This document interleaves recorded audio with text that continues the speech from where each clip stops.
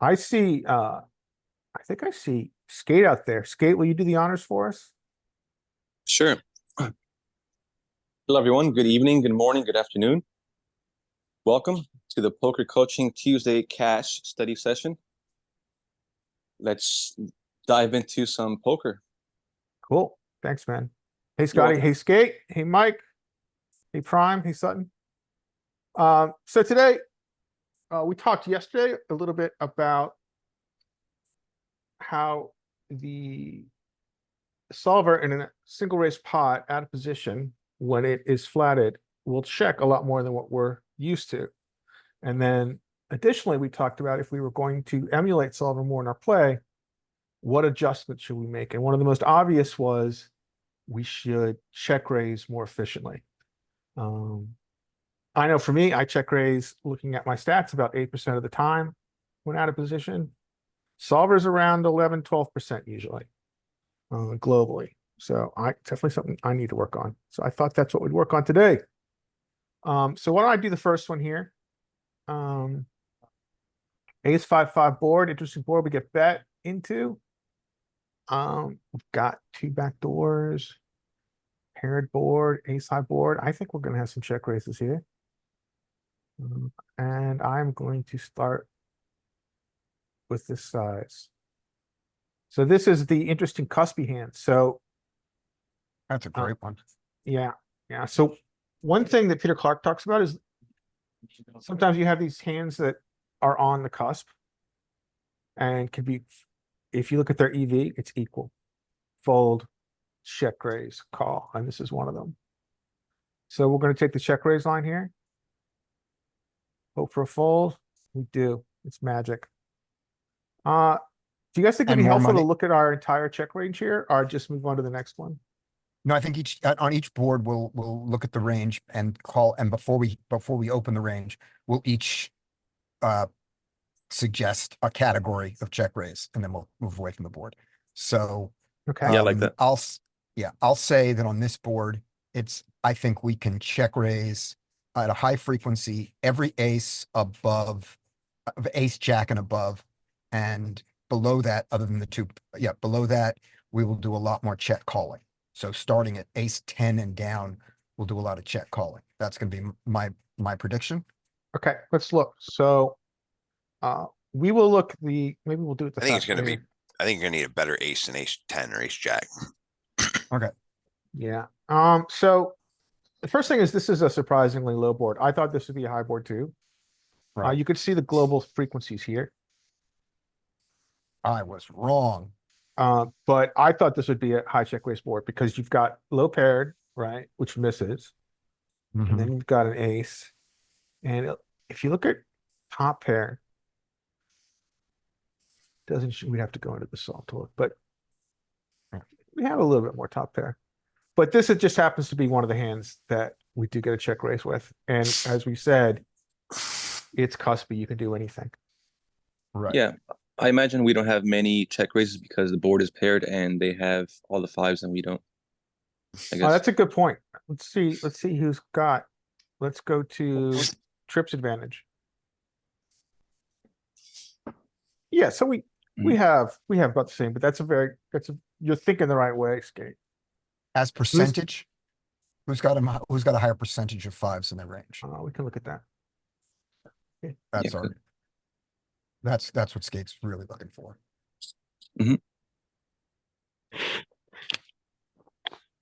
Okay, so we'll go here. Right down, arranges,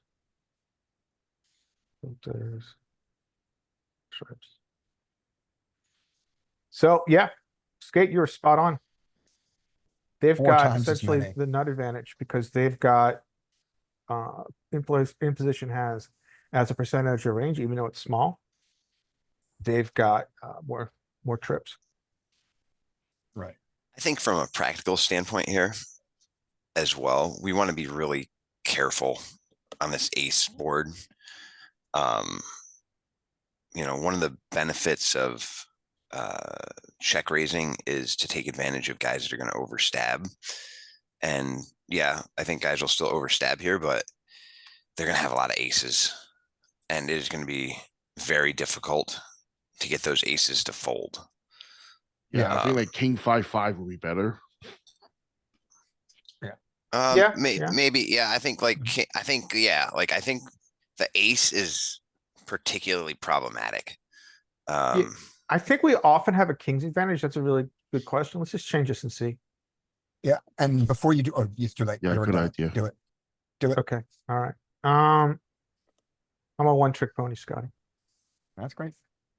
Okay, this is the same line, and yeah, our check raise percentage goes up to what we would normally see, which is 13%. So you're spot on. Like, we just have more kings.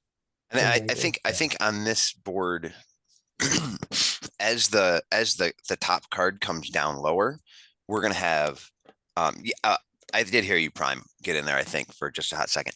I think that you will see more check raising. And one of the things I was watching Jaffe talk about the other day was like one of the things when you check raise that you can kind of think about is if the flop checks through and you're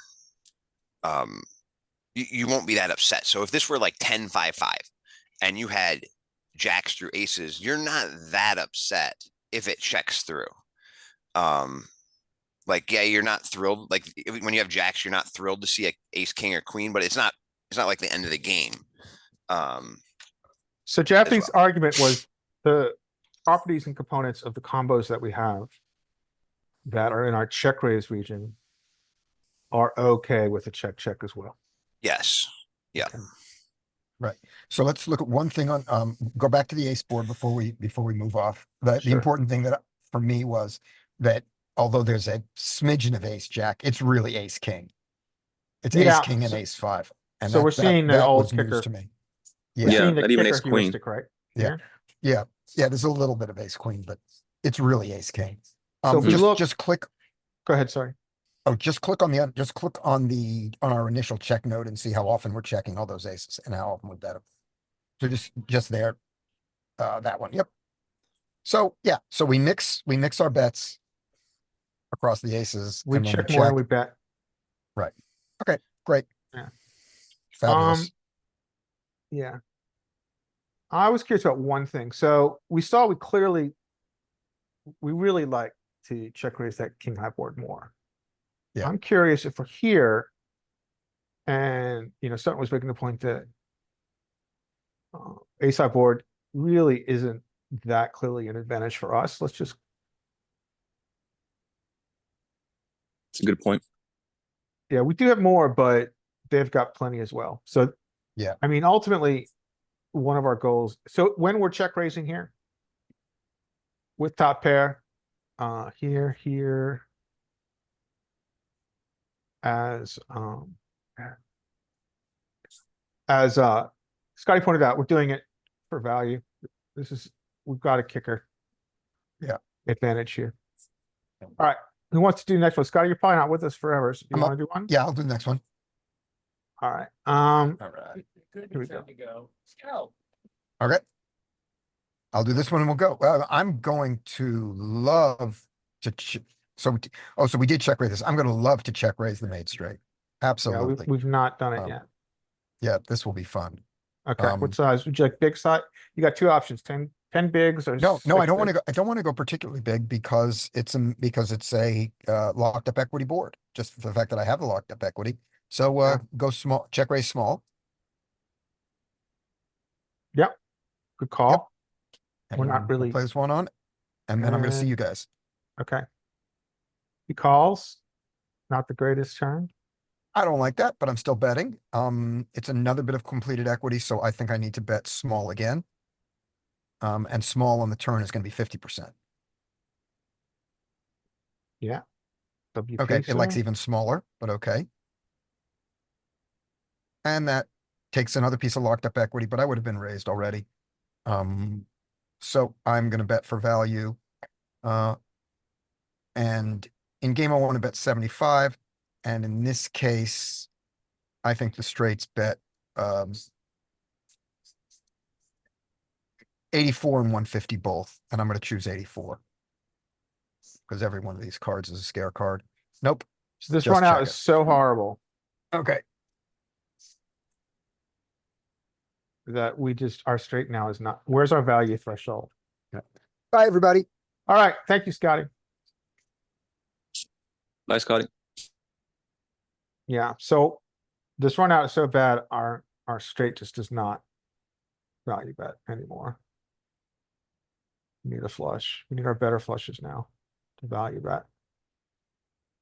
The other question I would have is what is our call threshold now that we've checked here? So this is just, we're just looking at our straight. If we check, what's his most common bet size on this nutted texture here? Take the filter off, Larry. Help, wouldn't it? Let's say he B84s, which I think we're gonna see most commonly. In game. Can we call with our straight? Yeah. Yeah, we're just calling. What about B150? We're indifferent. We're still calling a lot. Okay. Who wants to go next? Sure, I can go.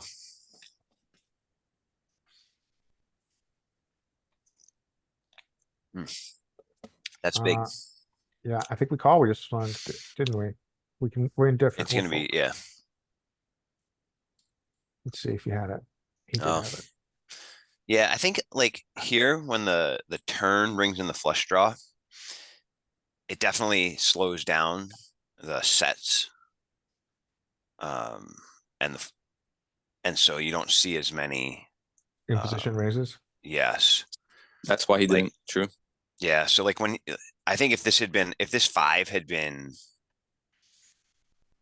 I don't know, say the ace of diamonds or something like that, I think then he's much more inclined. Well, even still, yeah, on the locked up equity, maybe not. Maybe not. Yeah. I think that we have to be a little bit more worried about sets and full houses come the river. I think you have a we good might point. other runs. The big thing is that he's got a much more filtered range after we check raise flop, right? Mhm. So when we check raise flop, that means that we're dealing with. He doesn't. Yeah, we're dealing with a filtered range. He doesn't have trash. So Yeah. we need to be aware of what's going to continue. Yep. All right, here's yours. Ooh, ace 8. I did not check this one to check raise on a dry board. Call. Yeah, I think it's just a call. We're gonna check again. I don't see any way that we lead here. Mm-hmm.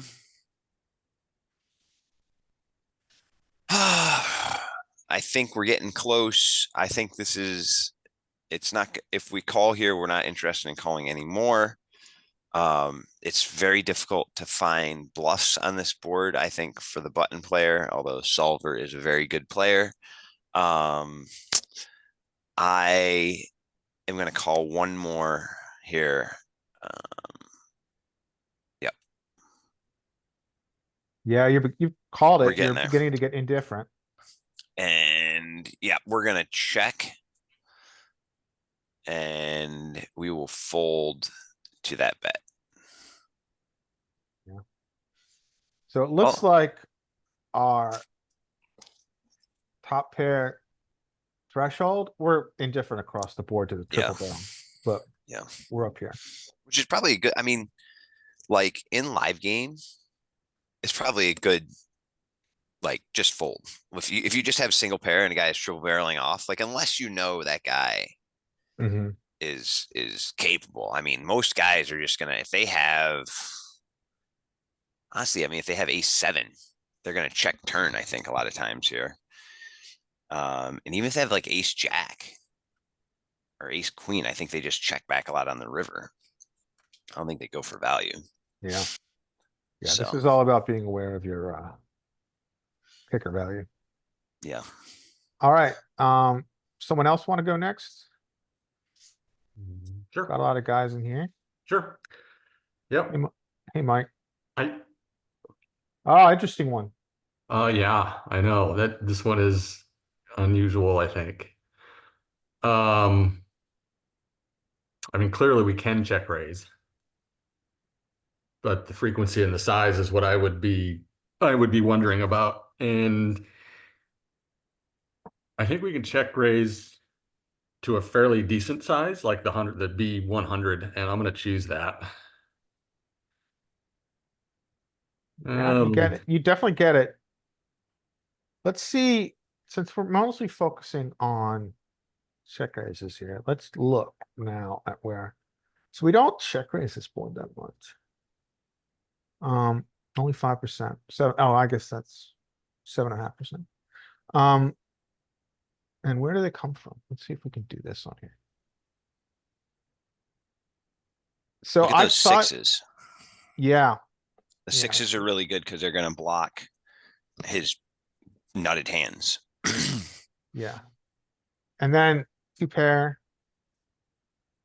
And the king's just above the queen jack blocking, maybe because it blocks king queen and queen jack. Or But it I has think backdoor equity, one of the two. I think All right. you don't want to block top pair, right? You want to unblock top pair if you're going for value, right? I Yeah, don't know. yeah, I'm not sure either. But he used a Um, small size, which made me think the larger size was going to be a more appropriate type check raise. But I think he's going to default to a lot of small betting here. Just yeah, for because sure. like that's the other thing that might be kind of interesting to look at here or Mhm. to talk about. So, and for me, I am right now in my game, I am pretty much 100% check out of position in a single raise pot. I just check whole range. Which, and I'm very aggressive with the check raise now. Mhm. And I'm sure that solver is not always checking its range in this position on this board in this configuration. So I mean, yeah, You're I right. think I think the amount of checking that we are having our strategy also dictates how aggressively we get to check raise these flops. Yeah, yeah. So we are definitely set up for a particular situation, right? This is always going to be UTG checks, Mhm. button bet small. What's our reaction? Yeah. So yeah, you're right. I mean, we'll see how much we see this. I might change it later so that oh, hey Sutton, since you're here, would you mind showing the real quick to the group, showing the ag report for check raises, UTG versus button, and what our most common board texture is? Yeah, sure. Do the next one. I'll pull it up. Okay, thanks, man. All right, Mhm. let's do it. Oh, Next Larry, hand. quick question. So you set this up so he's always betting small? Yes. Okay, am. all right. That Yeah. it kind of changes things because then, 'cause if it was just if he had the choice, he would probably. I mean, I think he would. This would be a small bet type board anyway if he were to bet. Mhm. But I think there might be cases where, he's going to have a big bet when we check on certain boards. But I agree. Yeah, absolutely. Yeah. I um I don't know if you can choose multiple bid sizes in the trainer, but I thought I'd choose this one. yeah, no, Um, that's cool. I just wanted to clarify to make sure that that's what's happening.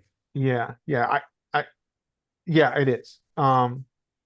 And obviously our uh, frequency of check raising is going to be higher against a small bet versus a big bet.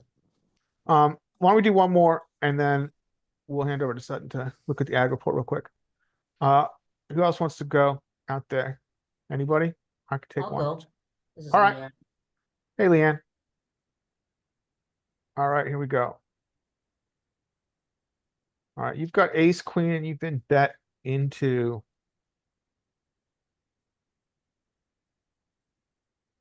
I'm gonna call. okay. Well played, sir. Ma'am, sorry. What about okay, Go I'll ahead. ask my question at the end. I'll ask my Okay. question at the end. Okay. Now that's a very interesting turn here. You now have top pair. And you can choose to, I think you're probably mostly gonna check, but it's up to you. Yeah, that's what I'm gonna do. Okay. We're never donking on this board. So I thought we might have a little donks because this changes top pair. We don't.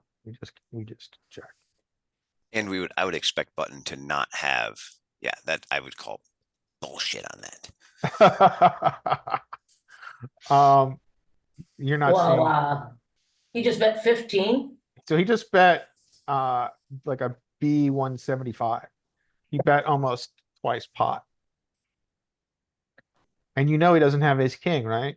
Because he would have 3-bet ace king. I'm pretty, yeah. So, I don't know. I think I'll go all in.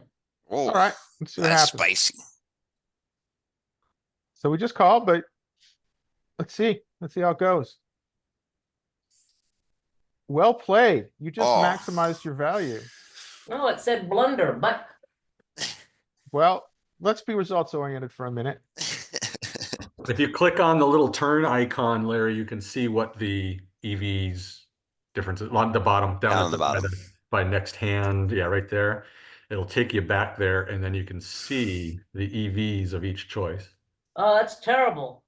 Well, I think, Larry, you said that there wasn't going to be ace king. I wonder if that's necessarily true. I would imagine, I wonder if button in the solver has some flats with, Yeah, against this Ace position, king it might free. actually.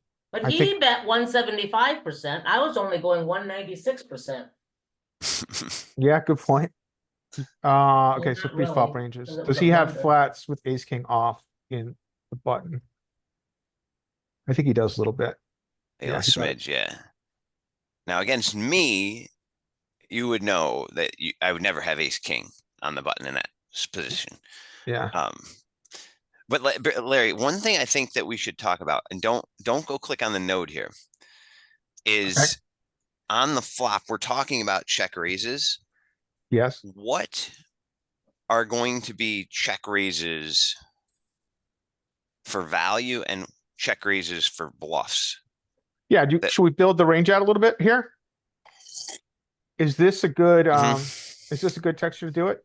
I mean, It's up, it's as yeah, good as any, right? yeah, I mean, think so. I don't expect Button to have a whole lot of fours here. And if he does, God bless him. So the question you're asking is, let's build out the range a little bit. Let me do this to do So that. they never check raised, ever. So the first thing I'm That's gonna on the do, turn though, Leanne. Right, for value or for bluff. Right. To Well- the big sizing is going to disincentivize us from raising there, because the big sizing for the solver is going to mean that if the solver is either going to be, it's going to be polarized with value Right, or bluffs. he could have ace 4, but Yeah, and so when we jam there, it forces him to call off with the value side and fold the bluff side, and then we're not in as great a shape. But if we just call, all his bluffs stay there, and that's also going to create some problems on the river for us, because our solver will test us with bets on the river that we don't want to call. But yeah, you're less likely to see that bet sizing, I think, from any in real life opponent. okay, can you guys see the Equilab?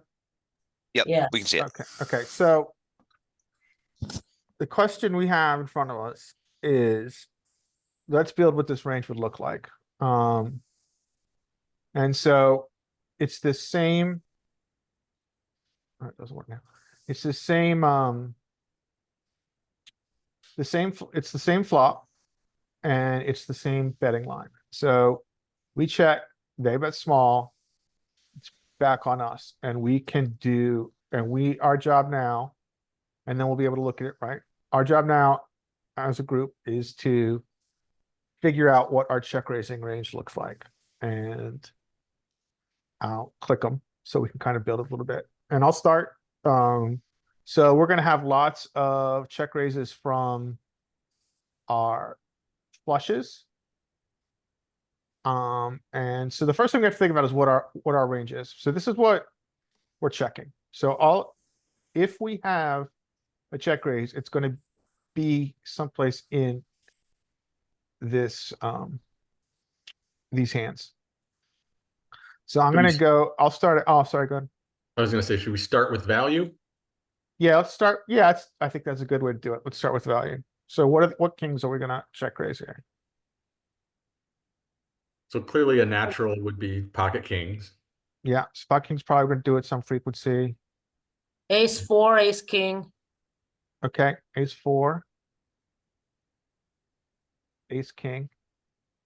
If we raised pocket fours, we could check raise pocket fours. Yeah, full frequency.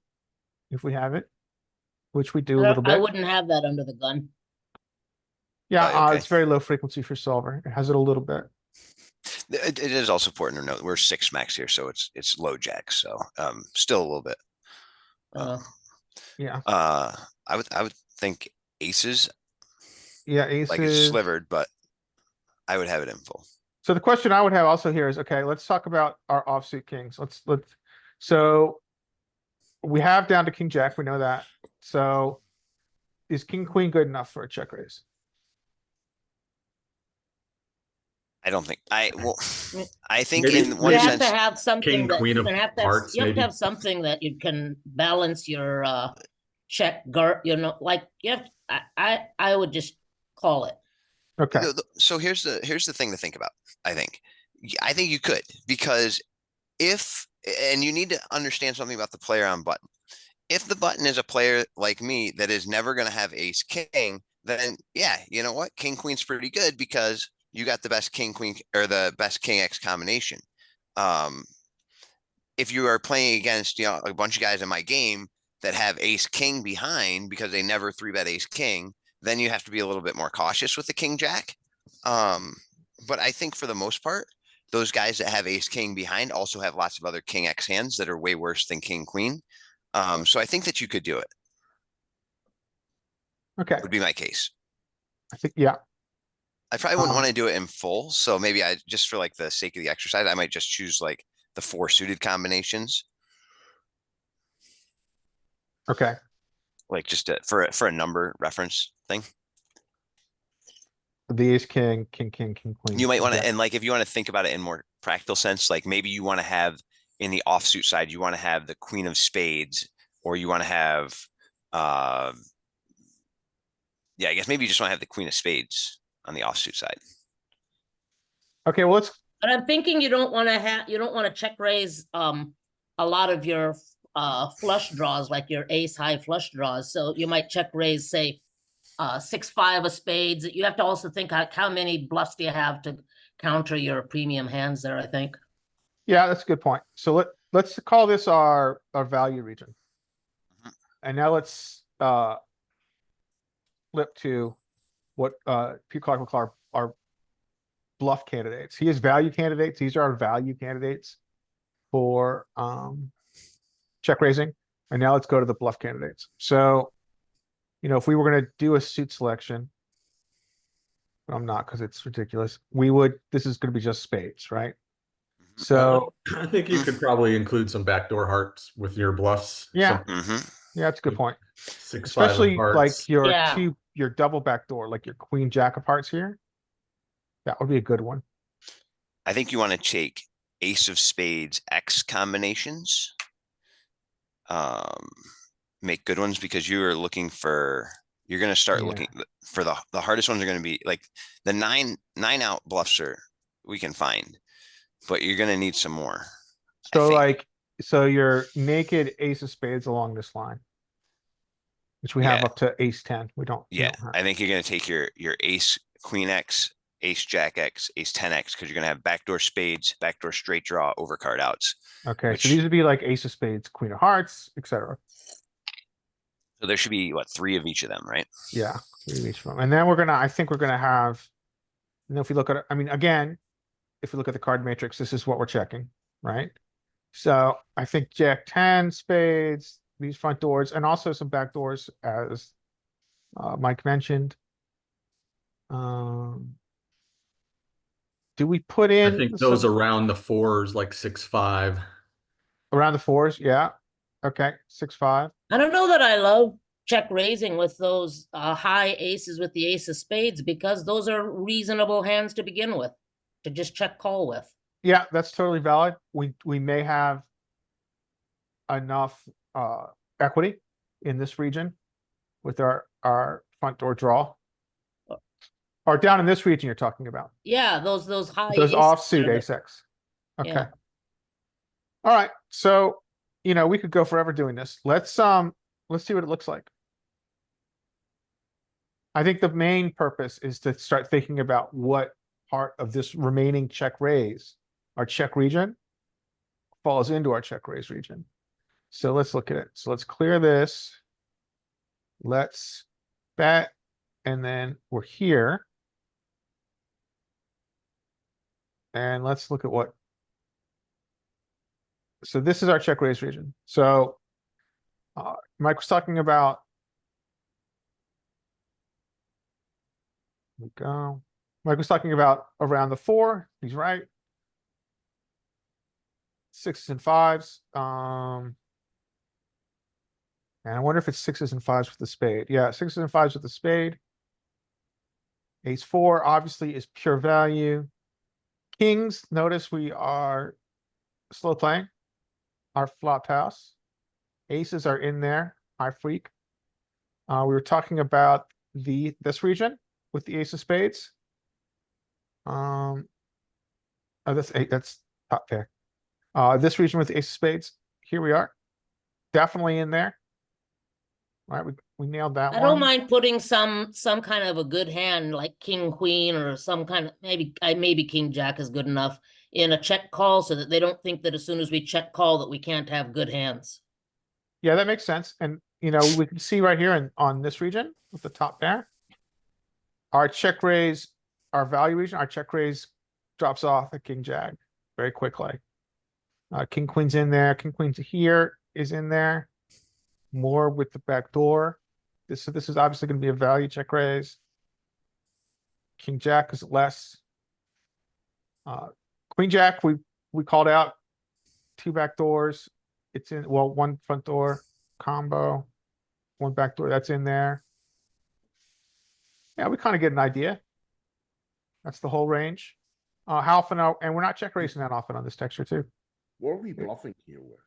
Okay, yeah, good question. So where are our check raise bluffs? Let's look at that region specifically. So that would be, so 6 backdoor hearts, maybe 6, 7, things like that.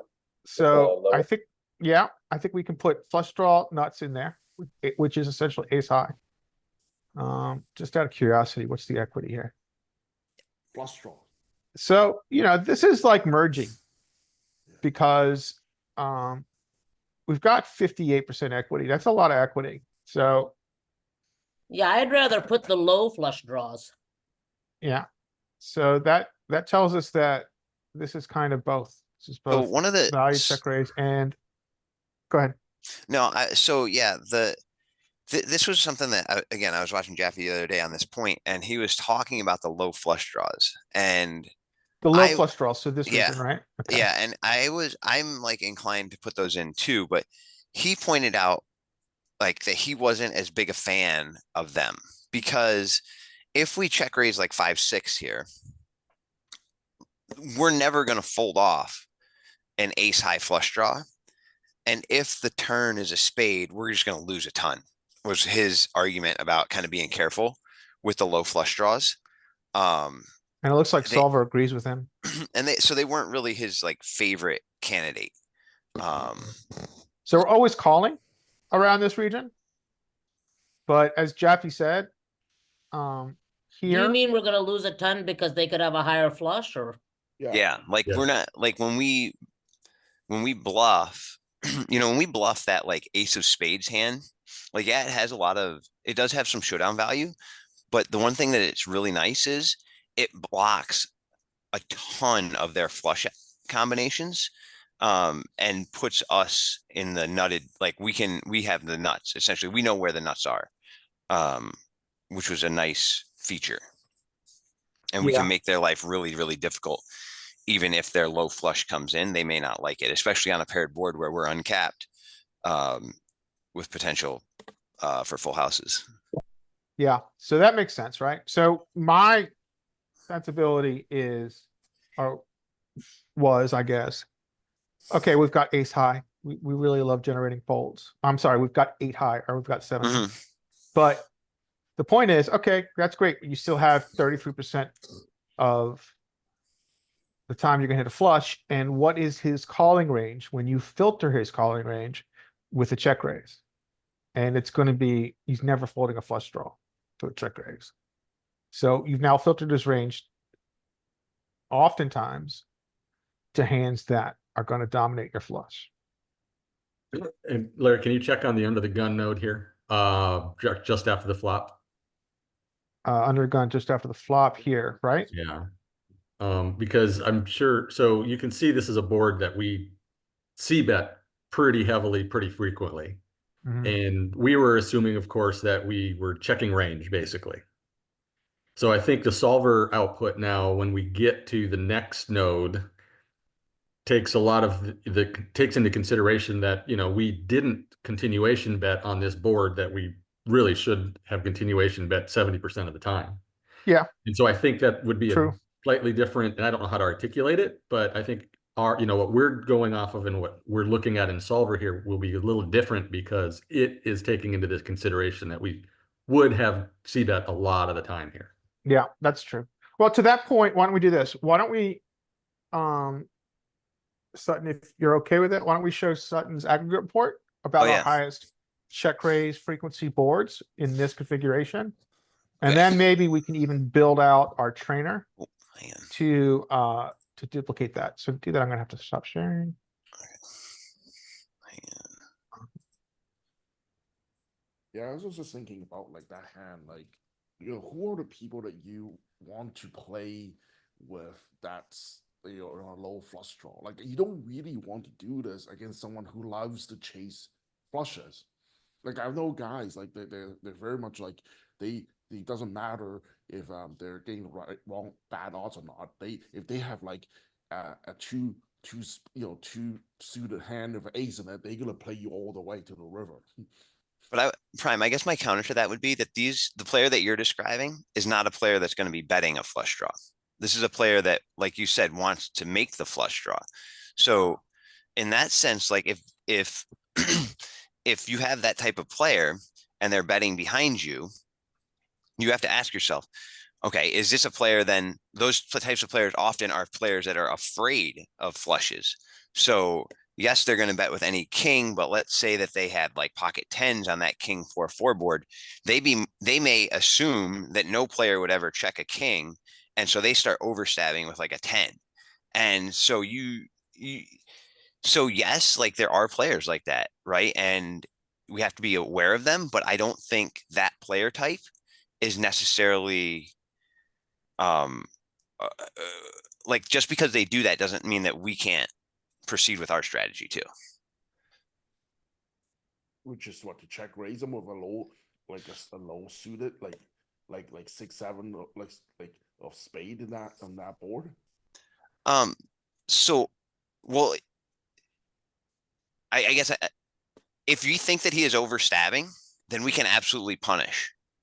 Yes. I think that the answer to that is if he's overstabbing, then yes, we can punish him. However we wish to.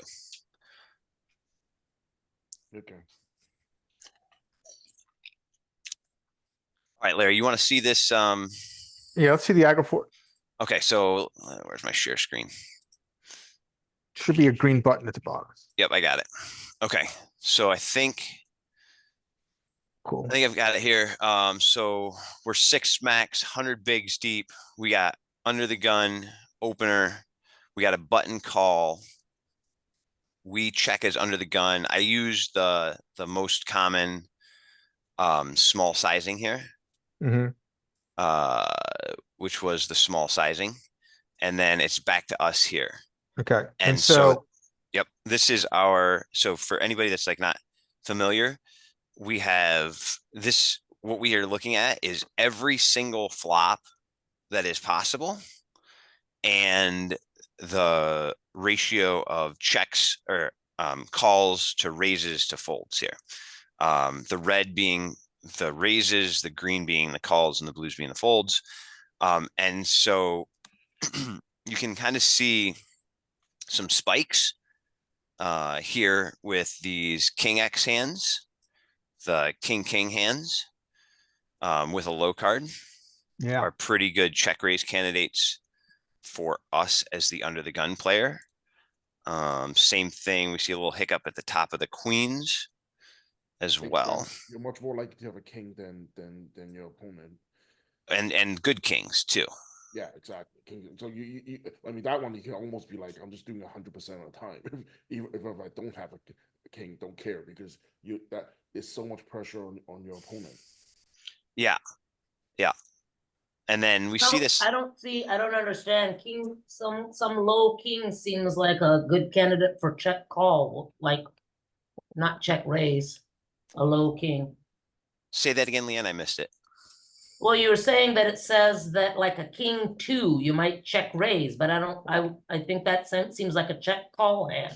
I'm just saying on the king. No, it's not the hand that we have. It's the flop. It's the king deuce flops and these king fours, king fives. These paired board kings with a lower middle card are just flops that we see a lot of check raising. You can almost think okay. of this All right, I hand wasn't paying as attention. a global frequency. So once we check out of position with all the hands that we check with on this flop, this is what we're doing across every single combination that we get hit with. Yeah, so we don't necessarily know what these combinations are, but we just know that we have plenty of them, or more of them than in a lot of other situations.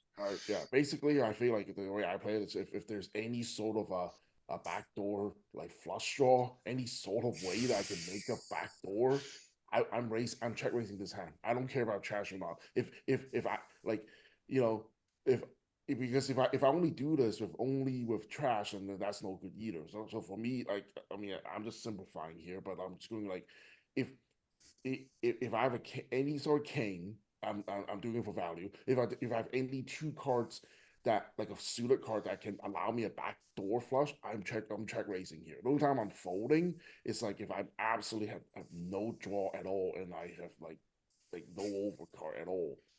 You know what I mean? Even Yeah. then, depending on the player, I may still do it, just because if I think the guy's like c-betting like 95% of the time, then I just don't believe him.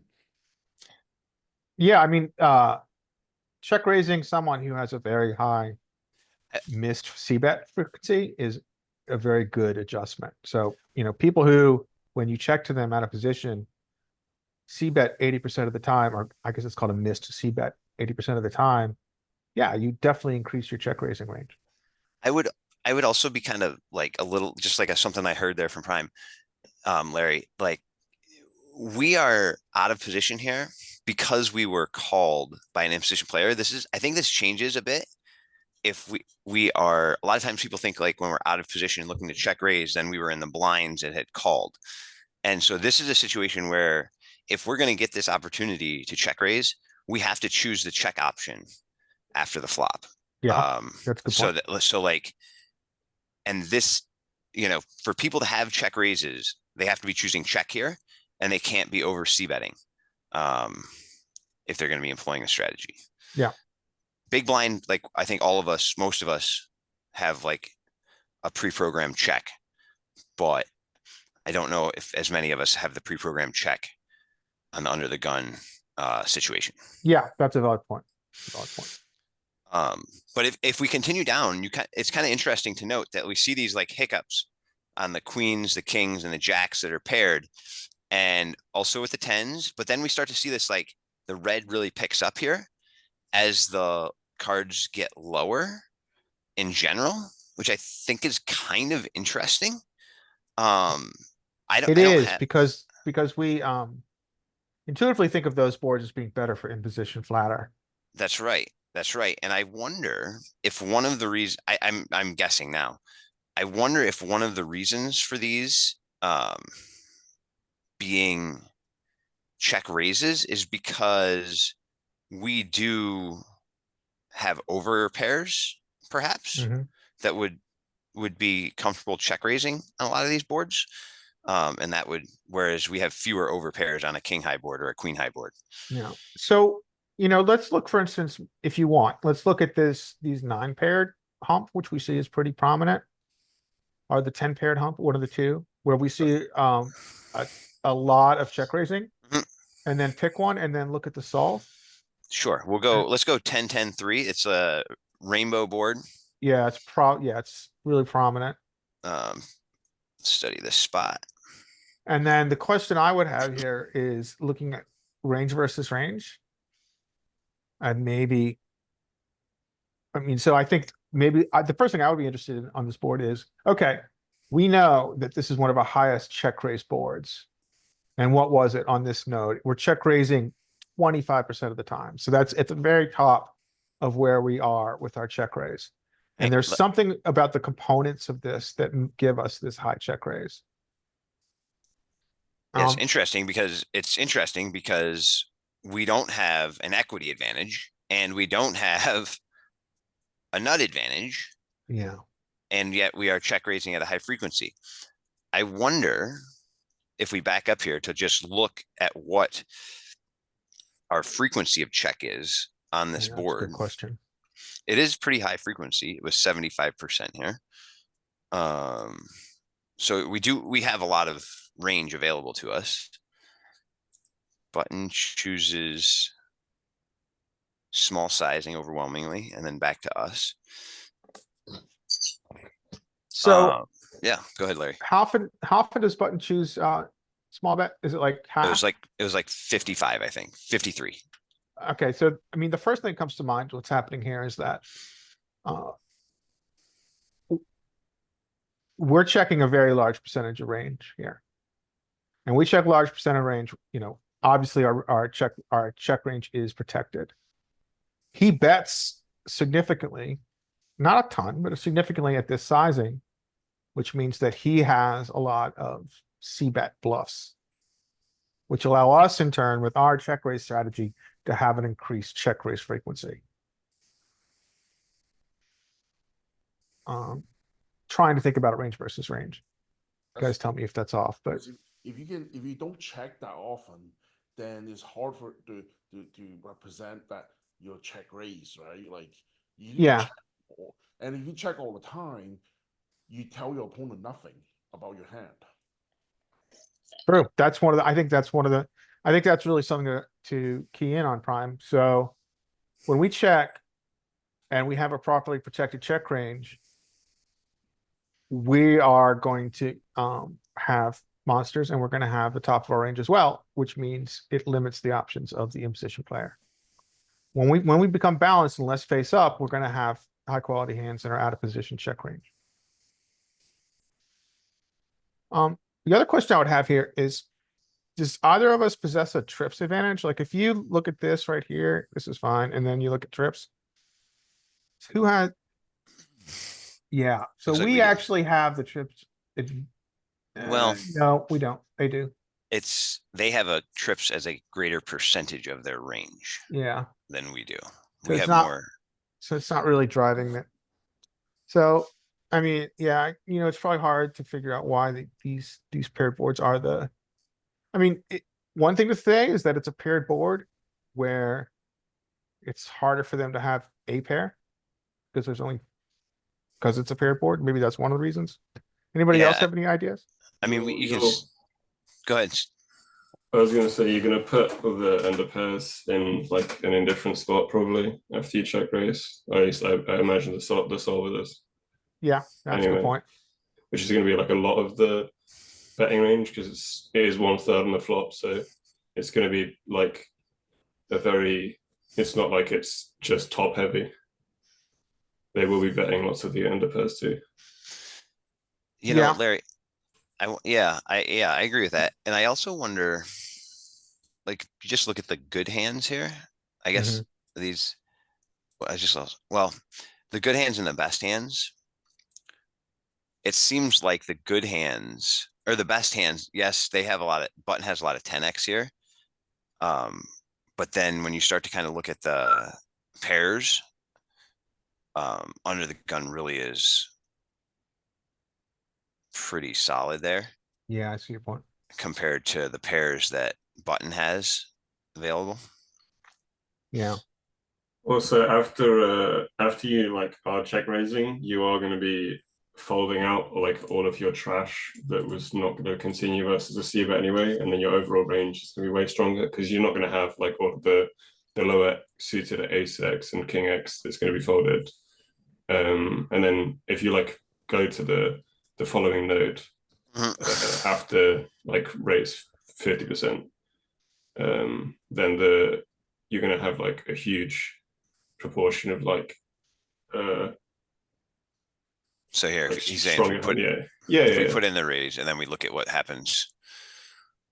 Like, well, now. because we have like we have so many overpairs now, right? Like the top of the range is pretty close still because they're still going to have so many 10x, but like our overpairs are doing so much better than their underpairs, and they've only got jacks, like, and a little bit of queens. Yeah, so and now you- now you see that, you see what he's talking about here with this, when Yeah. we put in the check raise and now the equity is shifted pretty dramatically. Yeah. Also, I think another thing that's happening here is some of the check raise bluffs that we're using, which is going to be like some of the like broad base is going to fold out. Like again, some hands that they're chopping kind of equity with. Again, the other seed broad base and button range is going to fold after c betting as well, which is like beneficial too. And also, they're still going to have like high like equity when called on turns against underpairs as well, because they've got 2 overs, which is like 6 outs. Yeah, I mean, 6 outs on this board is like, that's about as good as you can do for your It's- outs. it's- Like you have no other better draws, really, right?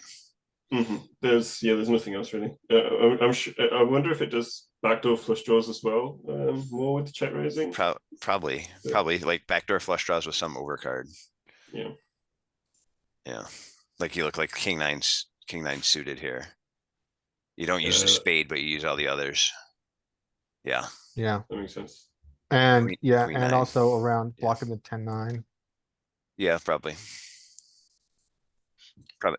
I wonder if, yeah, well, on that front, blocking the jack 10 is probably pretty massive. Blocking the king 10 is probably pretty nice. Yeah, look, you can see the king jack. Yeah, with the spades, doesn't care. 2 overcards as good as it can do. Yeah. So yeah, that's kind of interesting. We want to go back to trainer and do some more, Larry, and kind of see. Yeah. Can I ask you one more favor? Can we, in the ag report, can we sort by highest, check raise frequency? Yeah, give me a second. Sure. Highest check range. Check raise Highest freq- check, yeah, so what street would it be on? Oh, hang on, I Check, gotta get it back. I gotta check. get back to the right node here. Hang on. Right here, this mode, yeah. So if you Okay. sort this by either bet, well, let's do the bet small size because that's. You want our the most common. No. Big. Oh, you're right. Sorry, 7. Sorry. Yeah, yeah, that's our Okay, most common. there we go. All right, so 10-10, Jack, 9-9. These are our most common check raise boards here. And we just saw one of them. We're check raising up to 25%. So You know why we're check raising these boards more is because we're checking these kinds of flops more. yeah, true. So we're gonna have a greater portion of value of overpairs, I would imagine, in this range. So what are a couple things that come to mind here? Just paired 10s, paired 9s, jacks, queens. I'll leave this up to you guys. So in trainer, I can make the choice to filter the board texture to be paired boards, top card, let's say jack 10, 9, 8. Or we could just leave it as it is and get any flop that we get. What would you guys prefer?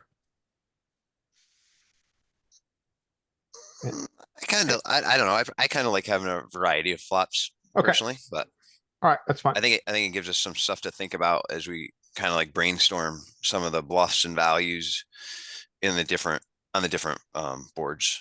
Okay. I kind of like that, but that's just me. Let's All see the opposite end, Sutton. Oh, yep. Oh, that's a good question. Monotone. Yeah, you notice a lot of monotone boards here. Yeah, like I mean, I feel like the monotone boards are kind of like nuclear waste. You just don't want to really Try not to touch them too much. Yeah, and they're all ace high, king high. These are all very frequently c-bet. So Probably in solver, you're probably right, right? And they're also ones that I don't know. Do guys? I wonder if guys overstab as much on like an ace high board because they just have an ace a lot, you know. Versus like 10-10-3 where people, I don't know, they take like, I think they might are just more inclined like, oh, he doesn't have a 10 and he doesn't have a 3, like just bet and I can get this thing. So with that board that's up there, that 10-10-3, what would be wrong with like check raising with jacks and queens and check calling with kings and aces? nothing. I Nothing don't, would I be think wrong. probably nothing. Yeah. I think that's a fine strategy. I mean, you can kind of see. Well, It's kind of interesting. Me, I would have thought the jacks and the queens would do more. I thought you would have seen the descending pattern here because the jacks and the queens need more protection, I guess, from an overcard. that's what I but was thinking, is that they need more protection, but maybe it has to do with blocking. The jack 10. I don't know. Yeah. Yeah, but I think that would be like, as far as like a strategy that you can easily implement, Leanne, I think that that's a fairly simple and easy one to do. Yeah. And you see that often. I mean, not maybe on this particular texture, but you do see it often that we are check raising with our jacks and our queens here. And calling, smooth calling, if you would, more with the aces and kings. I think the queens and jacks might be Also, check raising. the interesting part here, like what if it's 10-3-3? Would 10-3-3 or make any real difference between 10-3-3 and 10-10-3? I'm sorry. As- Say that again to me, Prime. I missed that. Like the board, like you said, okay, like tens maybe like I think like Jack Queen maybe because you block like you 10 Jack or whatever, like you're right in that area, right? But what if it's not 10-10-3 on the flop? It's 10-3-3. Like 10. is the board is the pair is like not tens but threes. Okay, well, let's look at our, so right here, we're at 25%. Check raise percentage. So you want Yeah. me to change this? So instead of the 3, I think the 3, first of all, I think that under the gun is probably going to bet the 10-3-3 a lot more frequently, Yeah. I guess would be my guess, just because there shouldn't be that many threes. Let's make it rainbow here just to start. So we had 25% before. So this is a unicorn, by the way, right? This is one of our getting there. highest check raise boards. Still 25. Let's Yeah, this just, is up let me here. go back and see how much. It looks, I mean, just looking from this, it looks like it's pretty robust check range, actually. Yeah. Yeah, pretty robust, 70%.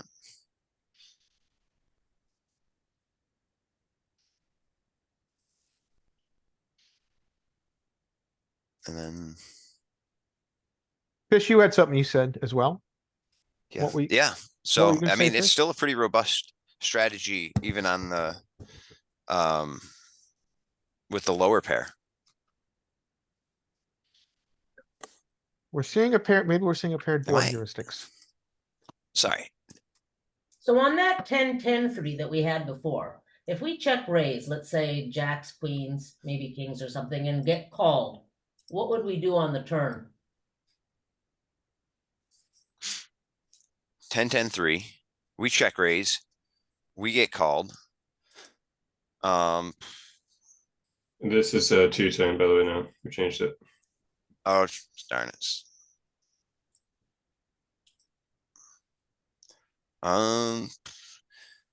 Go random. You could Yeah, look at turn. it kinda- Just look at turn. Look at the reports. turn for it. Yeah. Ah, yeah, okay, cool. I should predict which ones are gonna be good. I would think I think that the cards above a 10 are gonna be good for us as the check raiser.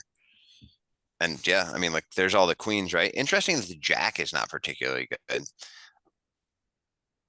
It loves the tens. It loves the tripled board now on the turn. I guess I should rephrase my question. It was more like if we check raise and get called, what is their range for doing that?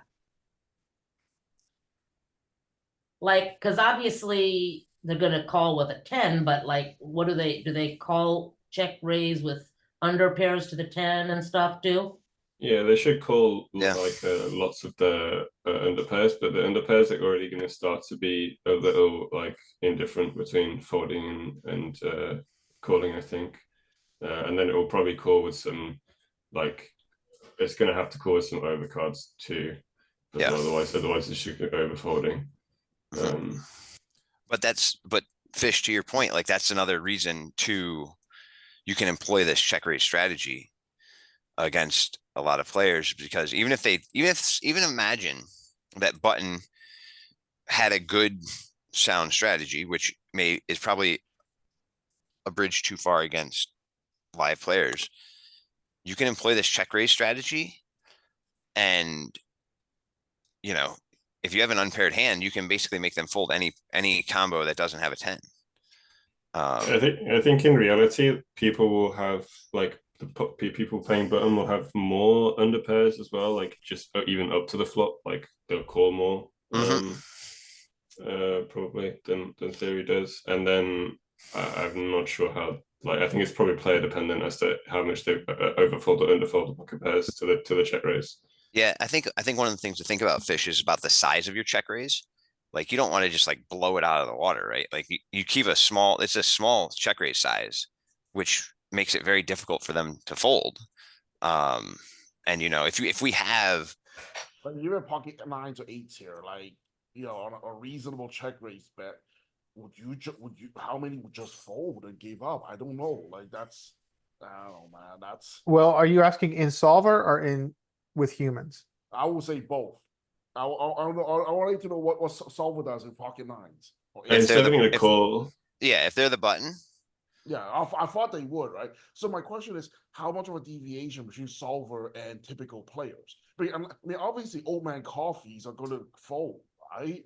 Nits, but if you discount the nits, who else is going to fold pocket 8s and 9s to this board? you'll definitely get more folds than theory. Yes, But agreed. yeah. but you're also not like, you don't care in some ways if they call, like because you can make them fold later. Like if even if this runs out like pretty dry, like 8s and 9s are not going to want to call a turn bet and a river bet. So like you can make that portion of range fold with a lot of your bluffs. And you also have value that's better than 8s and 9s too, if you're using, just the overpairs, like jacks, queens, kings, and aces as your check raises. So I wouldn't worry too much, I guess, Right. about. Okay, so let me summarize it. You're not worried because first of all, people tend to fold more than a solver anyway, and Mhm. even if they don't, yeah, they there's so many scare cards afterwards that they're gonna fold the turn anyway. Yeah, and I think a guy that's honestly betting 9s a lot in this spot is probably not betting, I think they're probably going to also be like overstabbing with lots of these under pairs that they have, and they have many of them. Because they can't foresee that we have a good hand on this board because we checked. So, Yeah, I think you're right. I think that if we come to the conclusion that humans overfold to a check raise, then we can exploit that, obviously. It definitely depends on the board. I think sometimes you'll get overcalls. In this case, I think you'll get overfolds. Yeah. Yeah. Like, I mean, it's more natural to like want to fold an underpair after you get check raised on this board, especially because you know that they know that you can have overpairs and 10s as well. I'm not going to steal Sutton's story, but Sutton was telling me a story he heard from a podcast about the Foxen couple and their exploitative high frequency check raise on paired boards. Yeah. So this is a funny story. Definitely makes sense. Yeah, but the guy on the podcast was talking about a situation where he was actually playing in a tournament against Alex Foxen, and Foxen kept check raising the snot out of him on paired boards, and he didn't know what to do when Foxen kept doing this to him. And so he was using the story as a way that you learn. Like you were in this spot against a better player and they were beating you up, and then you went back and you studied and you figured out, okay, this guy is doing this thing. And so Foxen beat him up on that day, but he studied, he figured out that basically Foxen knew that he could bluff a lot in these paired board situations, and he was playing against Foxen's wife a month or so later, and she was doing the same thing. And so he was like, aha, I've learned what you're up to here. And he was able to make some hero calls that proved to be quite profitable because this was a spot that he had learned about. And so it was really a story. We are looking at the paired boards here, but it was just kind of a story about how we kind of learn and improve in poker, and how, you know, on one day we may get our teeth kicked in, but then as we learn more things, we get to turn the tables a little bit. Yeah, I like that story also because, number one, he adjusted, and number two, tell me that Alex Foxen and Kristen Foxen are not looking at MDA tournament data. And I'm sure that they've come to the conclusion that humans, when they see bet in the situation when they're checked to, overfold to check races on these paired boards. And Yeah. so, you know, they built an exploitative strategy about taking advantage of that, which this guy uncovered. Because they were probably overusing it. They're probably doing it like 70% or 80% or something. Yeah. Yeah. All right, we want to get back to trainer, Larry? Yeah, sure. All right, let me stop sharing.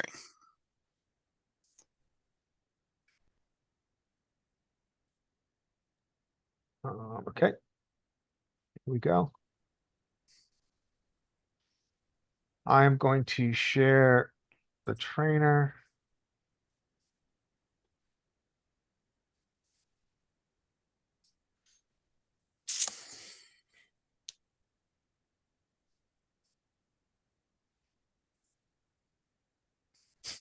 Here we go.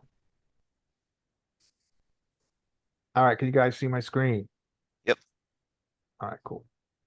All right, let's go. Let's get rid of this. All right, back to trainer. Next hand. Who would like to take this one? I will. I've never done it, so. Okay, sure. So you've got, here's your texture. And you small bet. You have all options available to you, of course. Yeah. 10, 5, 4. Let me just think about this. 10, 5, 4. I'm not gonna just calls. This is not great. I don't. This is a weird board. 10, 5, 4, 2 spade. I have a spade, but not the nut.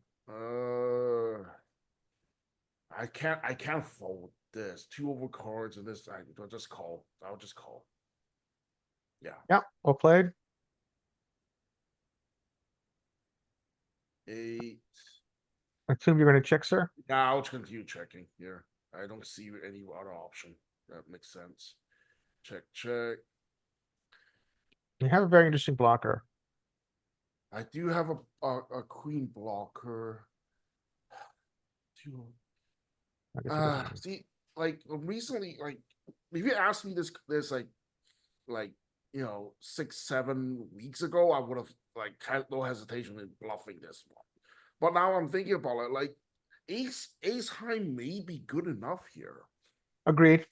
Yeah, and because of that, like if I have a hand like I don't know, like queen 9, like offsuit, like if the queen, like with something like that, or like where or worse, like maybe like 8, like 7 high, I'm more likely to bluff here. But now I'll just check it. I'll just check it. I think I may be good here. It wants, yeah, it wants after the check turn, I guess it wants to bluff. Yeah. Um, Kind of. let's make So it the most. I need to sort of fine tune my strategy a little bit because And it doesn't need to use the big size either because it went check turn. All right, I guess I'll. It will use the big size with the ace of spades, I think, but it's going to use small size. That's a with good the question. Let's queen. find out. Because it's blocking. It's like representing the queen high flush, right? Which is not going to want to go really big. Yeah, But you're an totally ace right. Ace high flush Ace is high normally flush draw gonna, does get a good portion of the big size. I imagine it overbets probably. It does bet 12 over bet. Okay. Who wants to Who wants to take this one? Hey Larry, you just want to go down your participant list and go to the next person and go in that order? Sure, I think that's a good idea. Can I do one? I didn't do any. Sure. Yeah, I'm new here. Okay. Hey, So we raise, he calls, we check, and then he bets small. With second pair, I'm just calling here. I think it's standard. yeah, I think calling is standard here. I mean, you've got showdown. Got second pair. I don't. Yeah, you never check raising here. You get a bricky turn, Dominic. And then we check. Okay. And then on ace, I'm in. I'm 2-0 player, so I would just check here, not overcomplicate, and then maybe call some bets. So if he does bet, but we'll see. Yeah, check. You realize your equity. Yeah, that's pretty You much got what I pipped. would. Okay, Mike, we'll go down the list. You are next then. Okay, copy you. Okay. Start with me. That's fine. Oh, no, I said copy. Yes, Roger that. Oh, okay, copy. Okay. All right. Sorry. All right. You've got this combo. This seems like this could just be a fold. Yeah.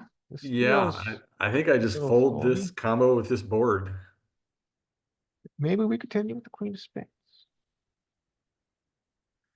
We are indifferent AF.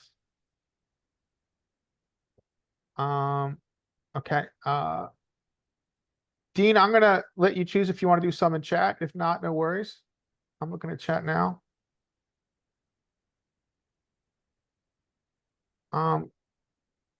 Okay, Dean, you're in chat, so you've got the next one.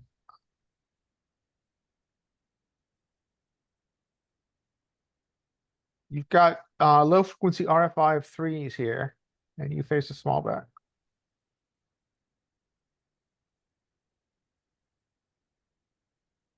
But you have the second weakest FD in existence. What would you like to do, sir?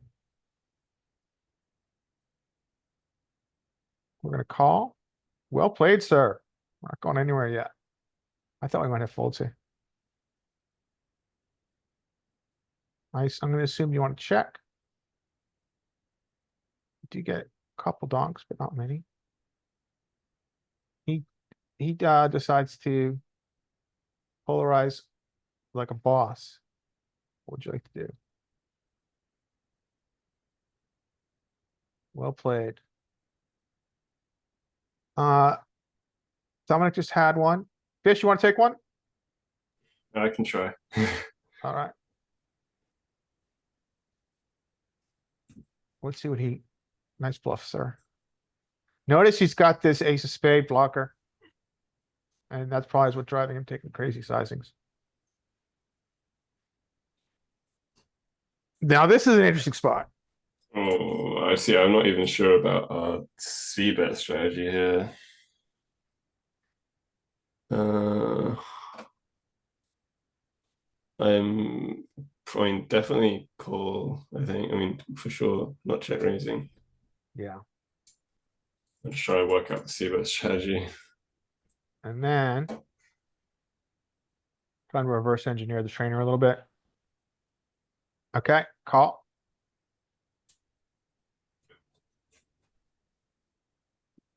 Check. And check. It's probably going to overbet here, disgustingly, but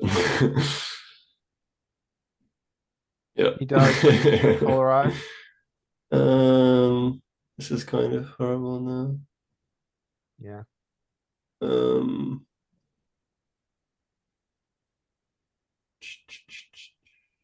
Probably in Go ahead, sorry. I think it's probably indifferent already, but between call, we can probably go to call just to continue because I'm sure it calls sometimes. But Well, yeah, at you're, least you're get to entirely see different. more I of wonder that. if you fold pure here with the queen of diamonds. That's a good question. We'll look. Check, I assume. Yeah.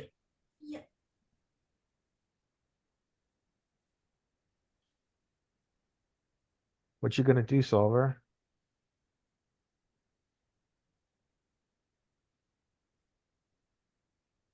Yeah, I don't think I'd call the overbet turn against the most normal players. Just against Nice. the solver. You stared down the solver. Okay, so my quick question was, if we look at this spot on turn facing the continued aggression, turn this big bet, you know, he's making us indifferent with our queens. Does having the queen of diamonds matter? It doesn't really matter that much. It calls more, but Yeah, it's still going to be indifferent because the solver's insane at making you indifferent. yeah. And again, reality, like you're probably against a real player, either going to be pure calling or pure folding. Most of the time, probably just pure folding. Because I bet if you look at the button strategy on the turn, it's going to be hard to find all of the busts. I imagine That he has? Yes, I agree. it's just He's people got, well, he's gonna bluff have enough. lots of bluffs in this. He's gonna balance appropriately to this side. Yeah. Okay. So we'll do it this way. That was fish. Fugu. Do you want to take a chance? It's me, Prime. I just wanted to change my name. Okay, Well, do you I'll want take to? Okay, pockets sevens. Oh, let's see. No, I don't really buy he has a queen. I do have a straight. Got backdoor straight. Yeah, I'll call. I'll call. I don't back in. Just so I think with the additional equity of the backdoor straight, I think we call.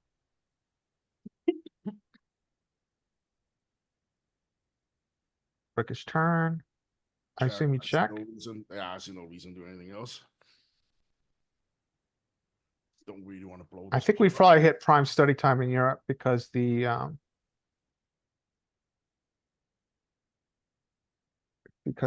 interface is slowing down. All right, check.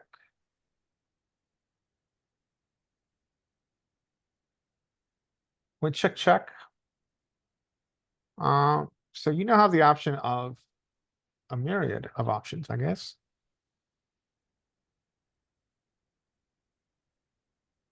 You can, Do I turn a bottom pair like this into a bluff?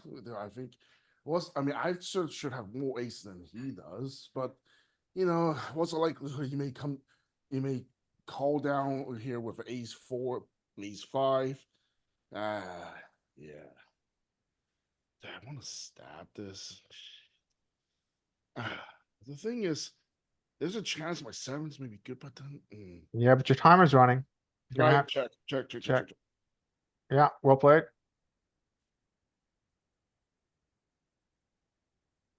What's he gonna do? He's gonna think about it because he needs to add more service to his Amazon monthly subscription. I'm not that surprised he bet here. So I was thinking, I just want to see sizing. That's an interesting sizing. It's Yeah, I just choose the right, B60. just the right amount that for me be like, Now, of course, I'm playing solver. Not surprised by that. I think you're gonna be indifferent. What do you think? Yeah, I think so too. I don't think I think so too. I think call for, but I'm gonna this case because I'm under the gun. I should have more ace. I think he's betting to be like that. I don't know. I'm gonna fold. I think he has an ace. I want you. It's very close. It's Yeah. very close. We can see it here. Yeah. I think ace doesn't really. I don't know. Like I wouldn't think ace here because ace on flop doesn't seem like a hand that wants to bet a lot. Like I mean, I guess some of the weaker aces maybe, Well, but I don't think he should have a ton. Putting him on. That's exactly what I'm putting him on. Like if the reason I'm adjusting for he's very likely to have a weak ace. But if he has a weak ace, like if he has like ace 3 or ace 4 and he's elected to bet flop, like and the 2 hits, I would think that he would want to continue. He's added equity. So the ace That's a good point. isn't as bothersome. I And think this it's- hand, oh, this God, hand, sorry. sorry, but just real quick, this hand in real life, I actually think this hand is far less likely because on the deuce turn, I expect guys to continue barreling with their queens. So that's just what I was Mhm. thinking. That's a good point. So humans are gonna go check, check less on turn here. Yeah, that makes sense. Okay, Leanne, you want to take one? Yeah, but I agree. I was thinking the same thing when that last card came out. I was thinking, well, I don't think he's got a queen, but apparently he did. Anyway, Right, like certainly it's not completely out of range, but yeah, it's certainly not like more passive players may take that line. Yeah. All right, man, you've got pair of nines on a very interesting board and you checked and then you have seen a bet.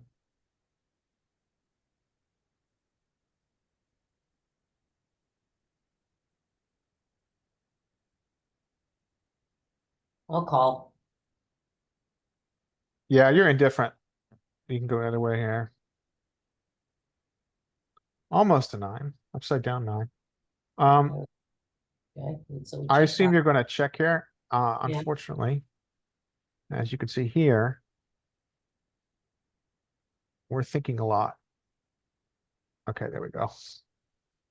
All right, I assume you're gonna check. Yeah,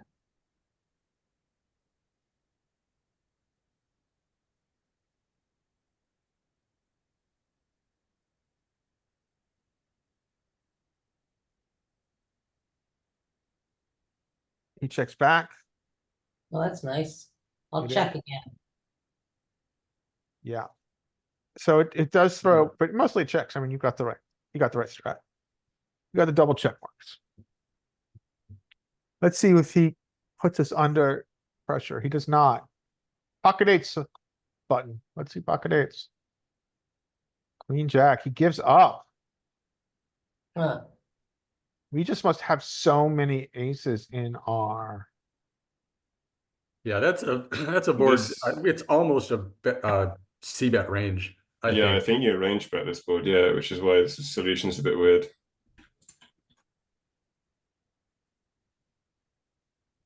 Yeah, that's a good point. He just It's does not definitely- believe us. He thinks we've taken the trap line. Yeah, it's probably just Yeah. yeah. Super low frequency. This is like one of our only checks. Very Just rare. range bet in reality. Yeah.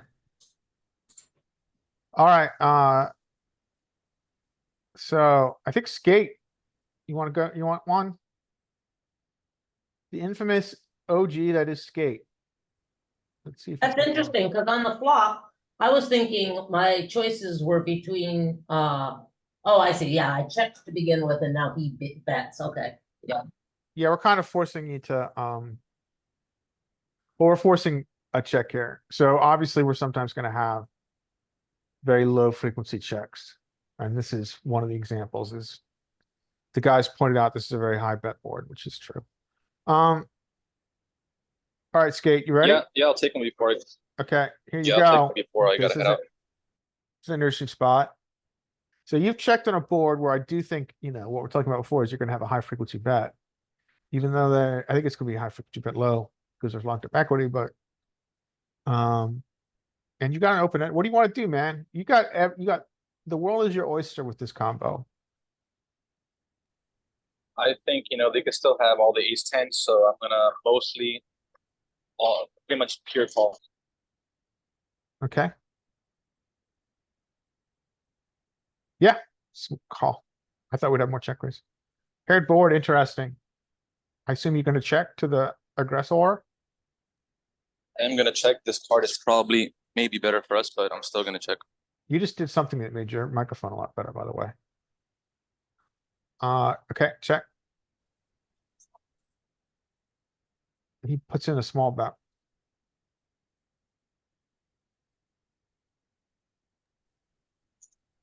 That's pretty interesting. I think it's solver still thinking. Usually I would call, but I wouldn't doubt we get some percentage of a of 18, maybe like 15% or 20. I don't know, something like that. Okay, yeah, I think we're mostly gonna call because we've got a hand. Essentially, we're turning our pair into a bluff.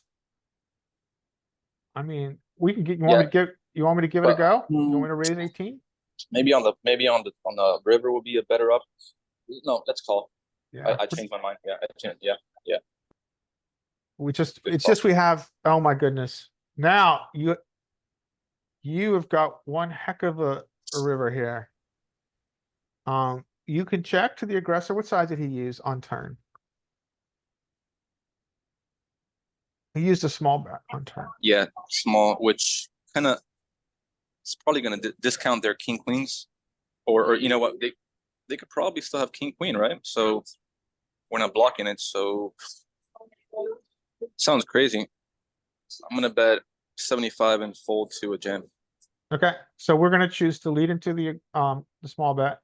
And definitely the thing, and you Mhm. have just mind melded with the solver because you chose the appropriate donk size, Thank you. and you get called by worse. Nice. Well played, sir. Very nice. See why? Go out to I think you need to go out and find a 2-5 game tonight. Yes, definitely. Okay, that was our superstar skate. So we've been going, I think, what, an hour and a half? Do you guys want to take a little break? I wouldn't mind getting a little coffee. Do you guys mind? Yeah, I don't mind. I'm actually gonna head out. I'll see you guys next week. Okay, Or well, you gotta leave that. You gotta leave us what what we want to hear. thank you, everybody. I appreciate all the poker stuff. Once again, may the poker gods be with you all. All right, now I feel complete. All right, guys, let's take a little break, like 5 minutes, and we'll come back. Bye, and guys. we'll all right. So I'll be back at 5. I'm gonna get some coffee.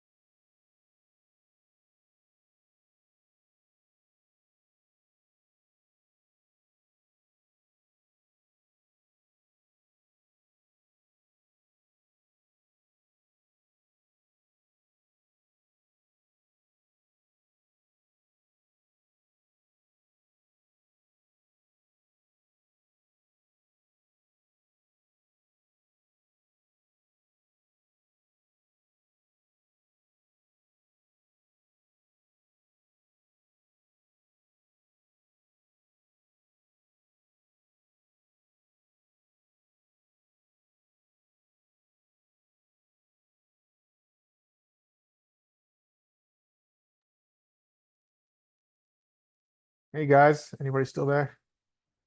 Howdy. Hey, looking at our hands over there on the right, we did pretty good. There's only one blunder and one inaccuracy. Yeah, we did well. You're right. Um, guys, we've come to a decision point. Got about an hour left. Done two. Should we go to marked hands or do some more of these? Yeah, I'm up for anything. Okay. What was the first option? To look at to share hands with the group and go over play and talk about your decisions and talk about what other people would do. I'm still trying to learn the GTO wizard. Can you show me where it is that you see our numbers of blunders and inaccuracies? Sure. So there's a couple ways to do it. On the right, do you see where my cursor is? See Yeah, okay. here. So we can see our history and how we've done. Check marks. And this kind of gives us an overview. We can also choose to go. Yeah, Leanne, you see the green check marks, Leanne, and then you see the little yellow circle with an eye, Yeah, Here. and you see the red triangle. yeah, that one was mine. The red the red triangles are the blunders, and the yellow circles are what they consider inaccuracies. It actually probably wasn't an incorrect move, but it wasn't like real optimal or very frequent or something along those lines. Okay. Yeah. And then the green check marks we're all good good choices. Yeah. And then you also have the option of just stopping the session and it's going to give you an overview. So it's going to tell you best, you're correct, and your inaccuracy. So, all right, why don't we mix it up? Why don't we do some marked hands? I played a very late night session last night and I had a bit of a crazy guy. Sounds good. And I just came back from a game, 1-3 game in the playground in Montreal. So there's some interesting. yeah, hands there. yeah, share that. It was a live hand then, right? Yeah, I'm pretty much mostly almost exclusively live nowadays. Okay, yeah. You also have the option if you want. This is it's not an easy learning curve, but in the future, there is a tool called Easy Replayer, which you can input a live hand into, and then you can send it as a link, or you can share it, and we can look at it. I just put the link to that tool in. I'm gonna stop sharing. Anybody else who wants to share a hand? Sounds like Mike had some. I do, and I filtered for some situations that we were kind of studying, I guess. I just tried to filter for some we get called and see a Oh, flop. perfect. Yeah, that's great. All right, cool. Thank you, I sir. can't remember the exact filter I used, but I tried to do for like some where we check the flop. But anyway, they're basically just in order here. So we go. This is 50 NL, by the way, on ignition. So we raise the A7 suited. We flop this flop. I check, and we get a big bet. I don't think we can do anything but call here, in my opinion. If anybody has a different opinion, stop me. Yeah, I think you're right. Continue to check. Half pot. I think we just call again. I don't think we are able to fold yet. And we get that river. And I think we just need to check. I think, right? There's no donking there. We don't lead there. Agreed. And we get slightly less than half pot. So, if you remember King Concerto, somebody I've seen on the call lot, he loved to call these because he said he found these to be extremely fishy. Extremely, he essentially, I guess, more technical way to put it is he found them to be bluff heavy. So he would hero call this quite often. Yeah, I thought the same thing. And then I'm thinking I lose to every other ace except for ace six. And I'm like, is he doing this with nines, sevens? So I mean, so maybe one question is, Or what other bluffs does he have? Like I didn't see natural yeah, bluffs that's in there. there's this run out doesn't really have many natural bluffs except around a 5, which isn't a bluff anymore. So yeah. But you would call, Larry? I'm gonna be honest with you. Can we go to the action again? Because I was trying to sort my hands while looking at this at the same time. Yeah. Um, We raised, got called on the button. Okay, you checked flop, right? Okay, he chooses a B60, right? Yeah, B75. B75, okay. All right, check again. He chooses to down bet to a B40, so he's gone B75, B40. Yeah, B50. Yeah. Okay, and B50, and then okay, we call. Check, and he bets again. So I feel like I'm curious what other people think here. I feel like you've got two competing. Well, for me, there'd be two competing reads. One is that he didn't choose to polarize. That's the first. But then the other competing is that he triple barreled. And also the third is that it's very hard to find natural bluffs, as you pointed out. Dominic saying yeah. Is this isn't a rag, is it? It's kind of tough to tell. It certainly he didn't have a full stack to start. So I call. chances are probably not, but it's only 11 hands in. I definitely call then. I think the betting pattern to me a little bit points towards call. I saw no polarization. I think sometimes though this is going to be, I mean, I totally get you've got a kicker problem. I think Fish is onto something. It's What just would I he do could in just be hand? value earning himself. That's why I want to call. I feel really indifferent here. I think I would call the majority of the time, but I also would fold. I would maybe a cop out, but I think I'd roll a call 60% here. I The bet is small enough that I would lean towards a call. Like if he was betting like 24, 25 big blind, I'll find it easier to fold as is. Yeah. This non-polarizing bet pattern is what is obviously why we're indifferent here as a group. I mean, this is, Mhm. you know, we look at Solver all the time. We see clearly Solver tells a different narrative than this. It tells a story. I'm indifferent AF. I mix.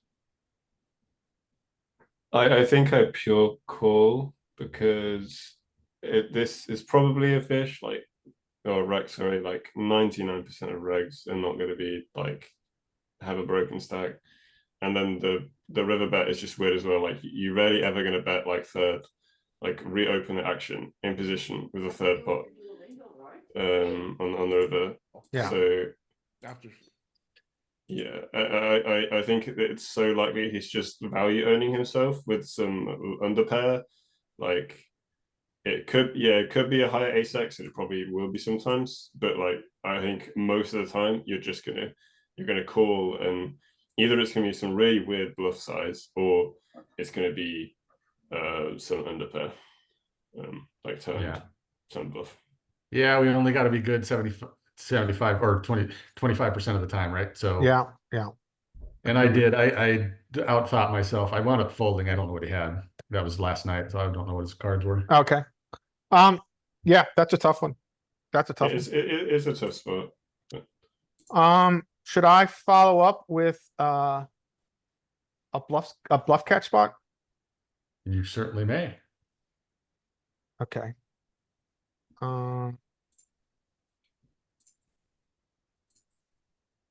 Wait, hold on, I'm gonna stop sharing and make sure I have the right one.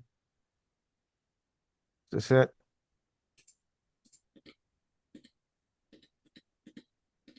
Okay, so this, yeah, this is it.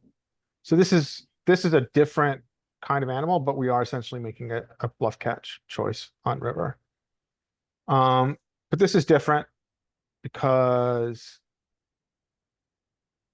can you guys see my screen? Yep. This is different because we're seeing a unusual line here. And we've got a read on, so. Player 9875 here is going to open, I think. So 9875 is presented himself as very high VPIP, right? I mean, when you see his combo, well, I gave up the ghost, but very high VPIP, 75%, probably 60%. This site doesn't have a HUD, but we're estimating. And also has presented himself as someone who will bet. Will bet when check too. So he's got a very high miss c-bet percentage, which points towards aggressivity. So this, I'm gonna call. I want to play with this guy if he's playing 70 or 70% of hands. We check. He checks. Now we've got marginal showdown and a gut shot. We check. And now he chooses to polarize.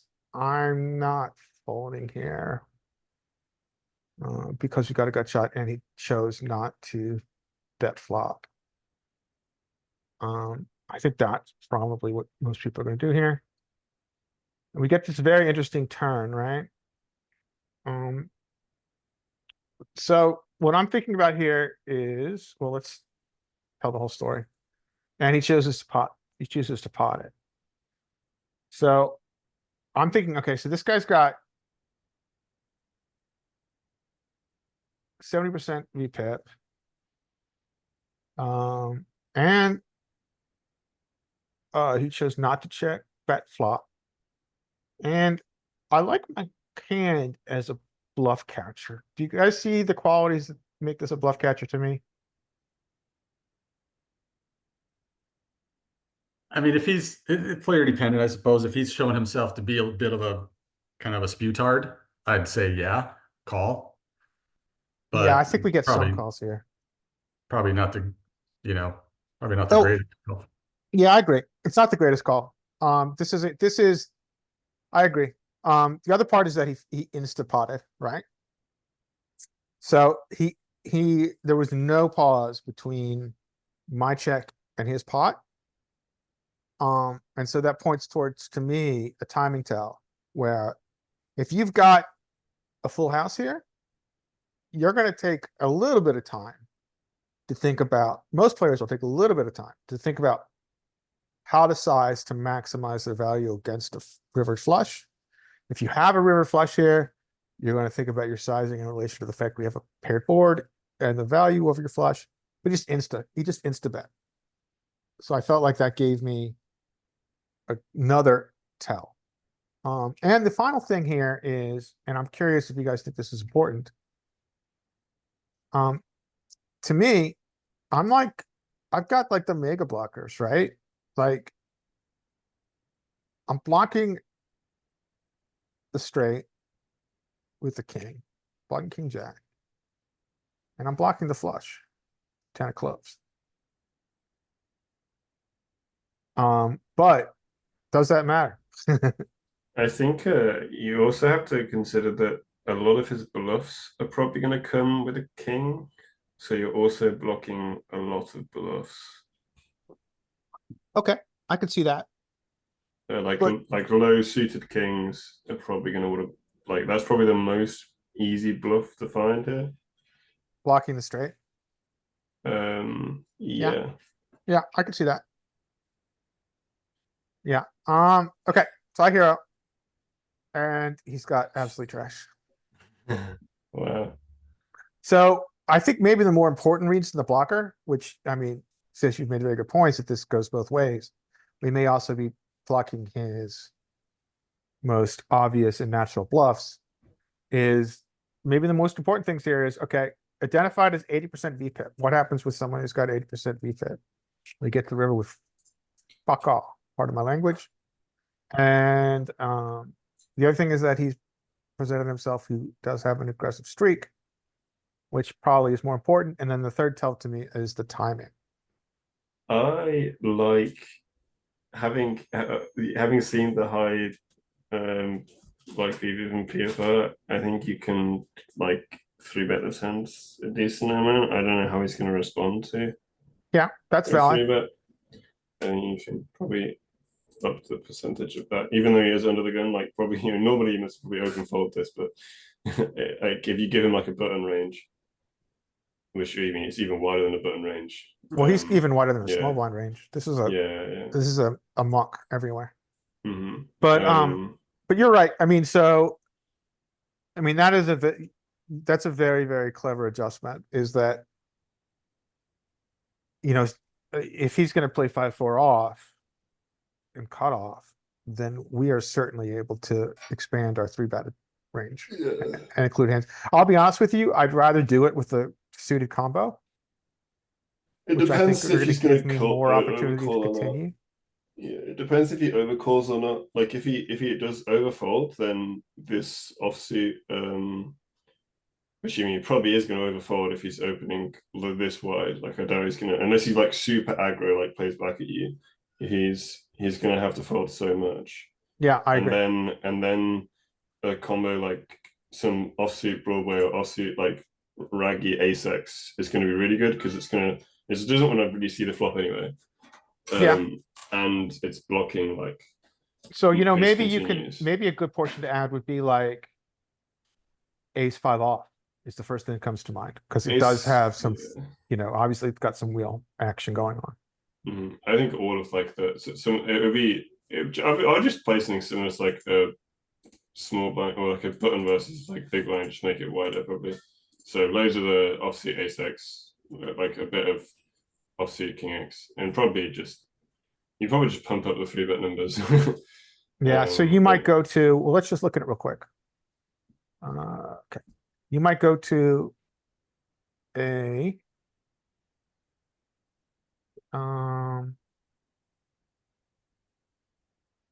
no, that's not what I want to hold. Stop share. You might go to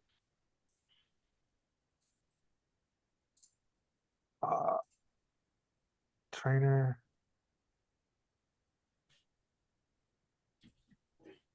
So so a guy with a super high VPIP, we're going to expand our 3-bet range. And so what would it look like? And you can do it. You can, GTO Wizard.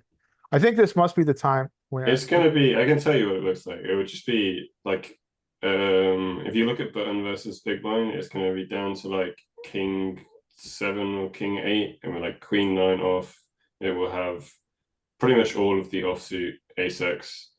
It'll be 3-betting, and then it'll be suited connectors, and then like raggy suited like broadways, like jack 7 to like jack 5. It's just like the bottom of your calling range. You just turn them into like low frequency 3-bets. Okay. But then the question is how this guy responds to them. I assume he's probably gonna he's almost certainly not gonna 4-bet bluff enough, but it's just if he overcalls or not. Like if he does call more, like then he should. Like maybe he just wants to play loads of pots and he doesn't care. Then you can probably like shift it more towards the suited combos that do want to get like do you have some better pro flop playability compared to like Kingston off? Yeah, like this region. Then you add more of like those. Yeah, those are good adjustments. All right, I'm gonna stop sharing. Anybody else want to share a hand? I've got more. All right, Mike. Yep, but I want to make sure anybody else gets in. Anybody else? I will share the one after because I'm just setting up easy play right now. So okay, no worries. Okay, this one probably isn't all that interesting, but it came up within that filter.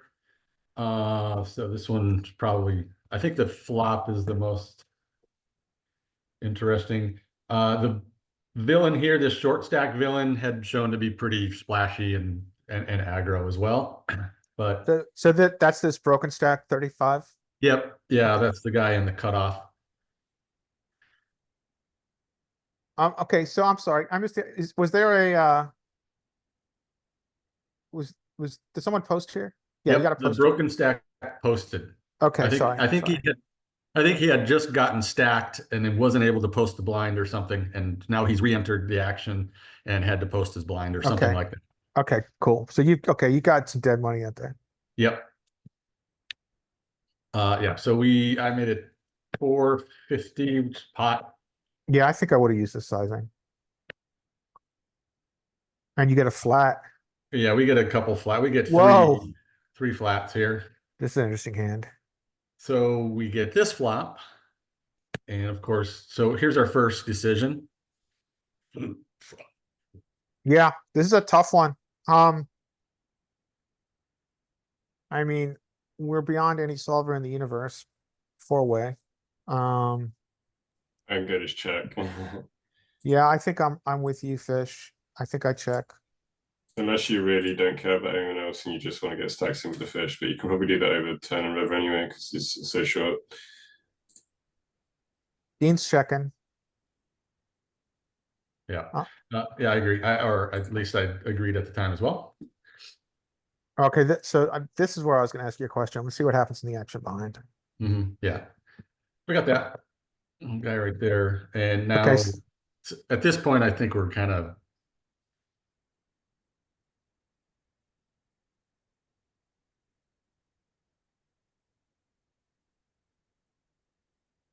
Did I lose you? Can you guys still hear me? Uh-oh. I got you. Sorry. Yep, Okay. I got you. Okay. Yeah, I think you've got a good check raise opportunity here, but I think that's well, number one, I think your hand at this stack depth, well, I guess what's most important is SPR. What's the SPR? SPR now is like 1.4, 1.25, I guess. So 1.3. So so your reverse implieds are a lot less here, which I think increases the value of your kings, which I think allows you to check raise more. Yeah, and I think, like I said, this part I don't think is all that interesting just because he's a short stack. He's been pretty volatile. And I thought maybe the size, I just decided to, I mean, I think we could call and just be fine as well. But I mean, I just check raise small, hoping he would just either get it in or call or whatever. I don't think it really mattered, to be honest. But I mean, the rest of it's pretty easy. He had tens, he had pocket tens, but Did he get it in? Oh, bummer. Yeah. Did he just? I mean, okay. And I don't care about that. I'm just saying. Yeah, I like your check raise. Yeah, I think that's what I was curious about. I think your check raise is good. And especially, with the read of the person, which is essentially, he's been aggressive, he's been very active, so you can expect on that draw heavy board for him to have a lot of bets, which are draws, which are semi bluffs, Yeah, which will have to continue to your check raise. I wanted to ask Dean what he meant by monster check forward.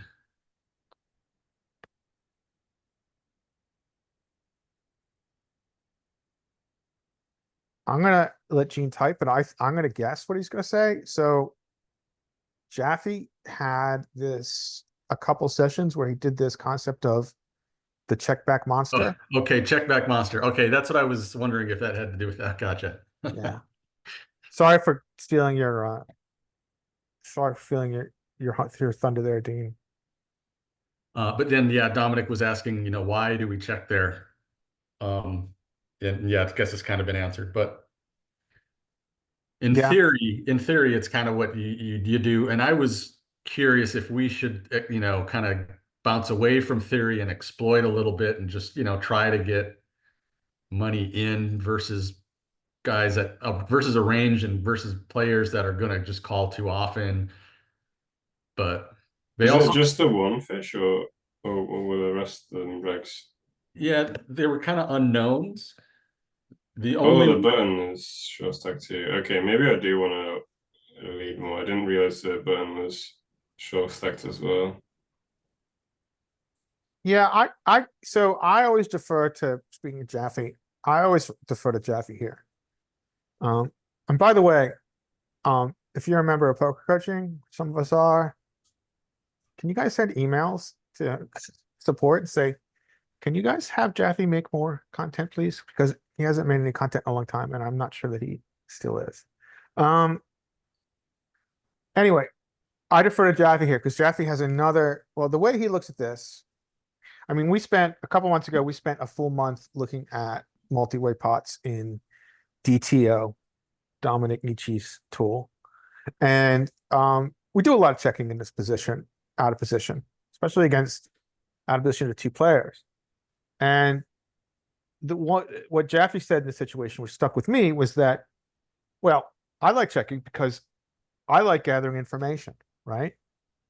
So in this situation, when this guy bets, and then let's say P3 calls, our P3 even raises, I know a lot about where I am in this hand, not including semi-bluffs and bluffs. I know a lot about where I stand in this hand.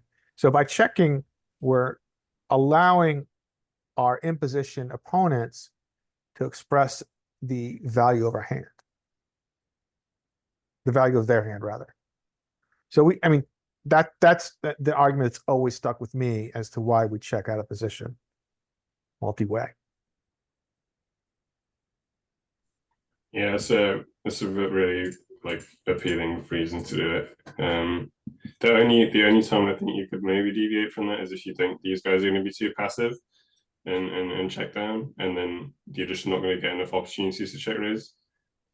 Yeah, that's a good point.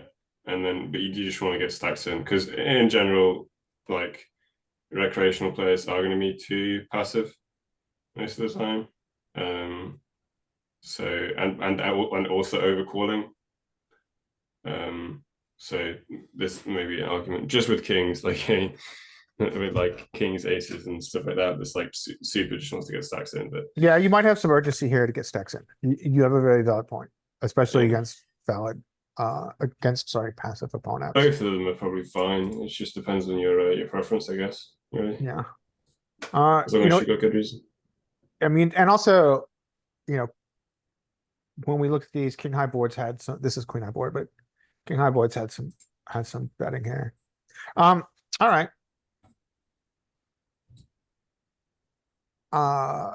What should we do next, guys? Another hand from Mike. Anybody else have a hand? One more, right? Prime had one, I think. Prime, you have one?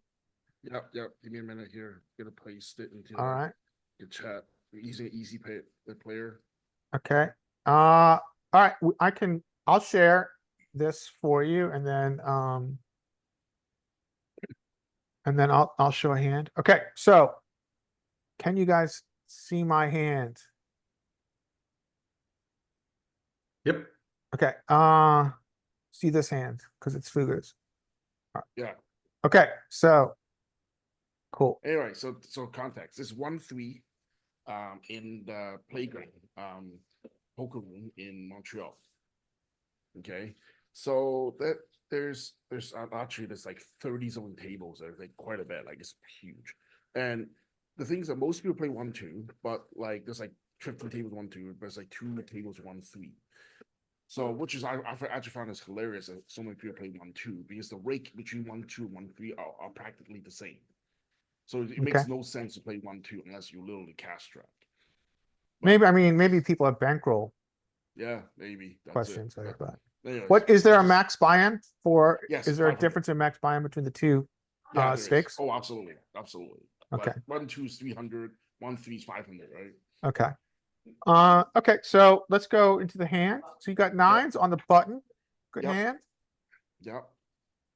So my opponent, so a little bit about the low jack. So in this point in the game, there's some pretty action players, but not this guy. I don't think I've only seen him play maybe like 2 hands, and not once have I seen him go out of line or do anything like really big raises, which is important because you're gonna see what is an important context when you look at this. Okay, so yeah, go ahead. You raise this.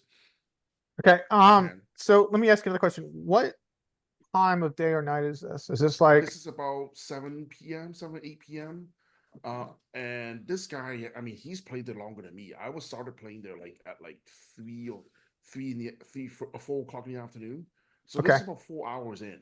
And I remember, like, considering he's 4 hours in, I've only remember him like 2 or 3 hands in 4 hours, right? okay, Like he's not involved very often. so you've been sitting for 4 hours, right? Yep. And this guy's been sitting there longer. Yep. And in those 4 hours, you've only seen him play 3 hands. Yeah, 3 or 4 hands. And so I'm probably pretty you're much- seeing about 26, 30 hands an hour. Yep.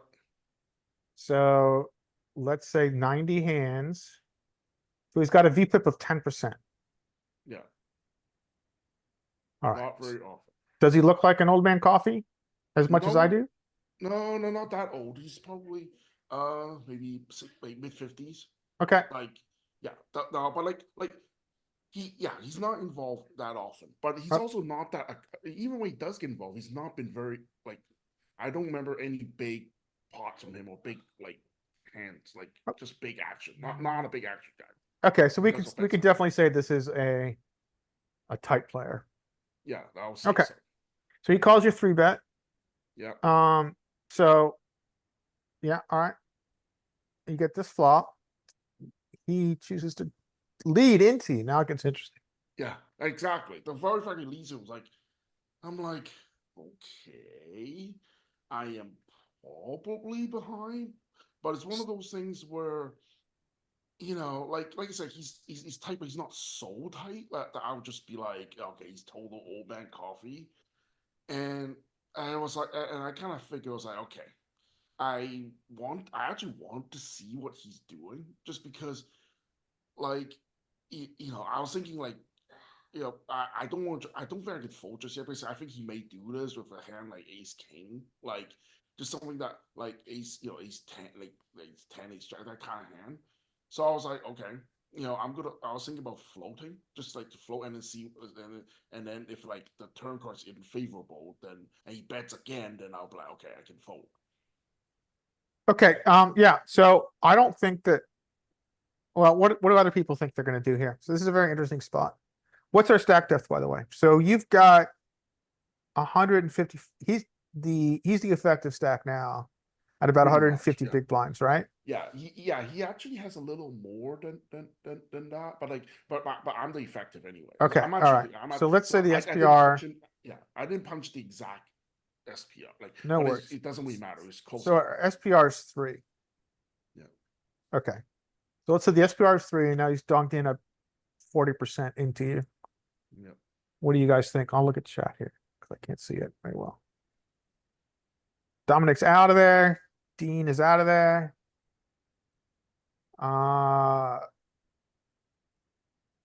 Okay. I'm not so sure I want to fold. I mean, so so you've got a backdoor to the nuts. No, you don't. Look at that. Yes, you do.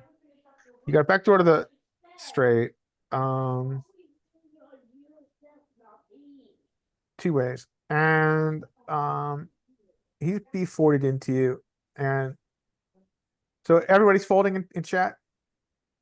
Well, I mean, it's seems like you know, with the player dependent. yeah, this Sid Story. does feel player dependent. I mean, we're talking about a 3-bet pot here. If you know, if we had just called pre-flop, maybe we can continue, but seems like this 3-bet situation is we're just not doing well. So yeah, Dean's got a good point. What, you know, let's think about what his range is here. So guy with a 10% VPIP, we're blocking his most obvious bluffs, which would be like a Jack 9 and 10-9. So yeah, maybe you guys are right. Maybe we can fold here. My argument for calling is that he doesn't always continue aggression on turn. Right?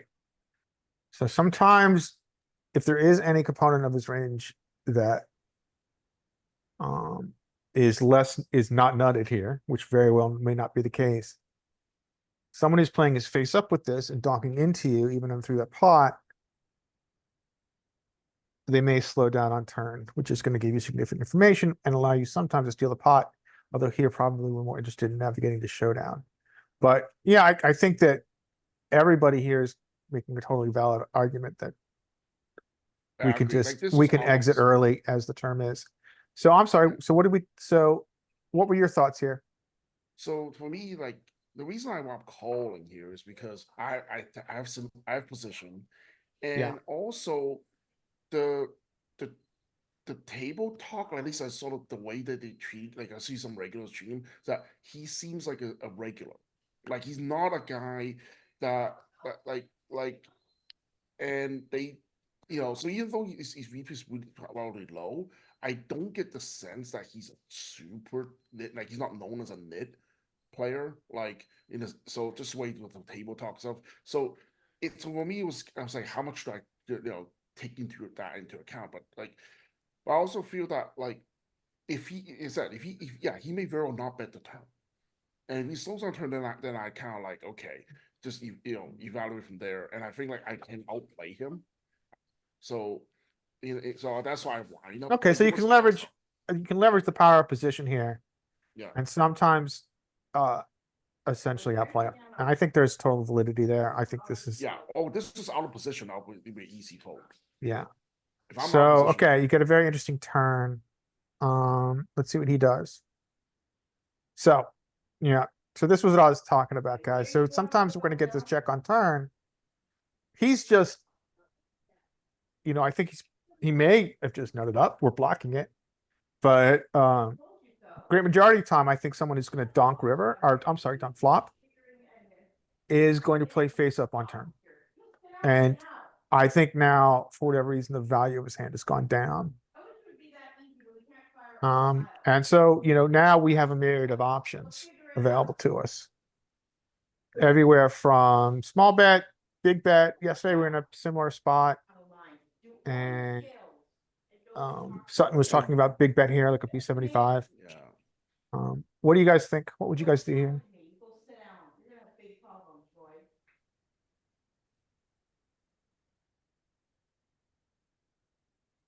Yeah, Mike, you have a really good point. This could just be aces, kings, and queens that didn't four bet with a nit. And yeah, totally valid. I'm just reading the chat here. Yeah, so Dina's good point. He could just be scared because the straight came in. All right, so he checks to you. What do you choose to do here? Yeah, I think this is where I made a mistake. I definitely missed. I don't know what happened to me. I don't know if this is a mistake. You've got. Let me ask you this. I don't think this is a mistake. I think you've got multiple options. Some of them are bet, some of them are check. What I would do here is, well, the first question I would ask myself is, if I bet, can I call a check raise? And the answer with an open ender, blocking the nut flush, is I think that against most check raise sizes, you can choose to call, Yeah. barring a jam. On the check raise jam, but most sizes you can call. You're getting odds and implied odds, especially this deep. Yep. So I don't think you made a mistake here. I would say that you can bet sometimes. Does anybody else have a strong opinion they want to talk about here? Because this is a very interesting hand. Does anybody have a strong opinion about what you do here if you got here? I think most of the guys don't get here which is fine because they fold flop, which I think is a fine strategy too. Yeah, check is perfect. Yeah, check is fine. Yeah, this is not a mistake. This is good. I mean, again, I think you can bet because you can call a check raise. And we get this jack. Like, if he check raise here, I'm pretty sure I would have called. Yeah, I mean, you've got you've got a nutted draw. So most sizes you can call. You got 8 outs. Yeah. Oh, maybe the tens are a little dirty, but. Okay, so we do not nut up and yeah, he shoves. He shoves like almost 300, like 200%, right? Or more than that, right? Yeah. So Yeah, so I mean, I don't think we get the call here. I know I went to the tank like hard. I was sitting there going like, I have never seen this guy make any sort of big bet like that ever. And then he just blasts it. Even everybody else is like, what the, like everyone's just like, why either like even though some guys have played before, like they were surprised at that bet. Like everybody just stopped talking when he shoved there. This shove brought the table to silence. Yeah. And I just flat out said like I'm good. Like I just flat out asked how much time do I have here? Like is anyone going to call the clock on me? Like and no one's even one guy's like, yeah, you have up to 5 minutes. And I just said I may just take the whole 5 because I'm like, what the hell? Like this was like out of all me thing I think of, like this was the very hand I was like, that was the an action I never expected, right? Out of all the things the guy could have done. So so Dominic makes a good point. Like, so let's classify our hand, right? So, let's just use, where is it? Let's just use, I'm going to share this now in chat. So Tombos, who has made some classes for GTO Wizard, he made a bluff catching seminar, which I think is free. Otherwise I wouldn't have seen it. And he's got a bluff catching spreadsheet here. And I'm gonna put it in chat. And we can just go through this real quick. The hell of it.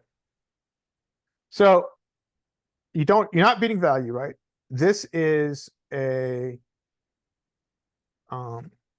pure bluff catcher. You're only beating bluffs. And as Dominic said, you're only beating ace king. And so the answer to this first question is no. Do you beat their bluffs? Yes. Their bluffs are going to be probably ace high. Probably no one's going to bluff a worse pair than you. And then we can look at pot odds here. Pot odds are what? Probably around, this is what, 2x? Right? Yeah, it's like a 2x bet.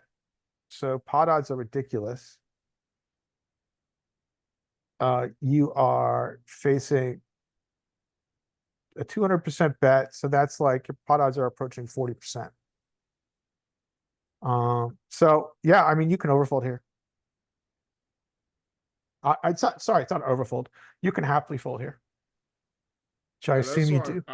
The more I keep thinking about, like, I just want to make sure I have everything. Like, at one point, I almost caught myself just dump the card, like, you weren't even thinking. But I was like, I just forced myself to think it through. But the reality is like, all the things, even all the pattern, I'm just like, what's the likelihood this guy's gonna do this with like ace 10, right? Like ace king, ace 10, like kind of hand, like. What am I, what is he gonna do this with? Like, besides like absolute monsters like Queen Jack, like even Queen Jack will be a little bit like pocket jacks perhaps, like. I mean, you're blocking it, but it does feel like 9-10. Yeah. I mean, yeah. So it feels like yeah, 9-10, exactly. where he thinks maybe you're spewy. Yeah. And he has, opted to check turn. And he got greedy on river. Yeah.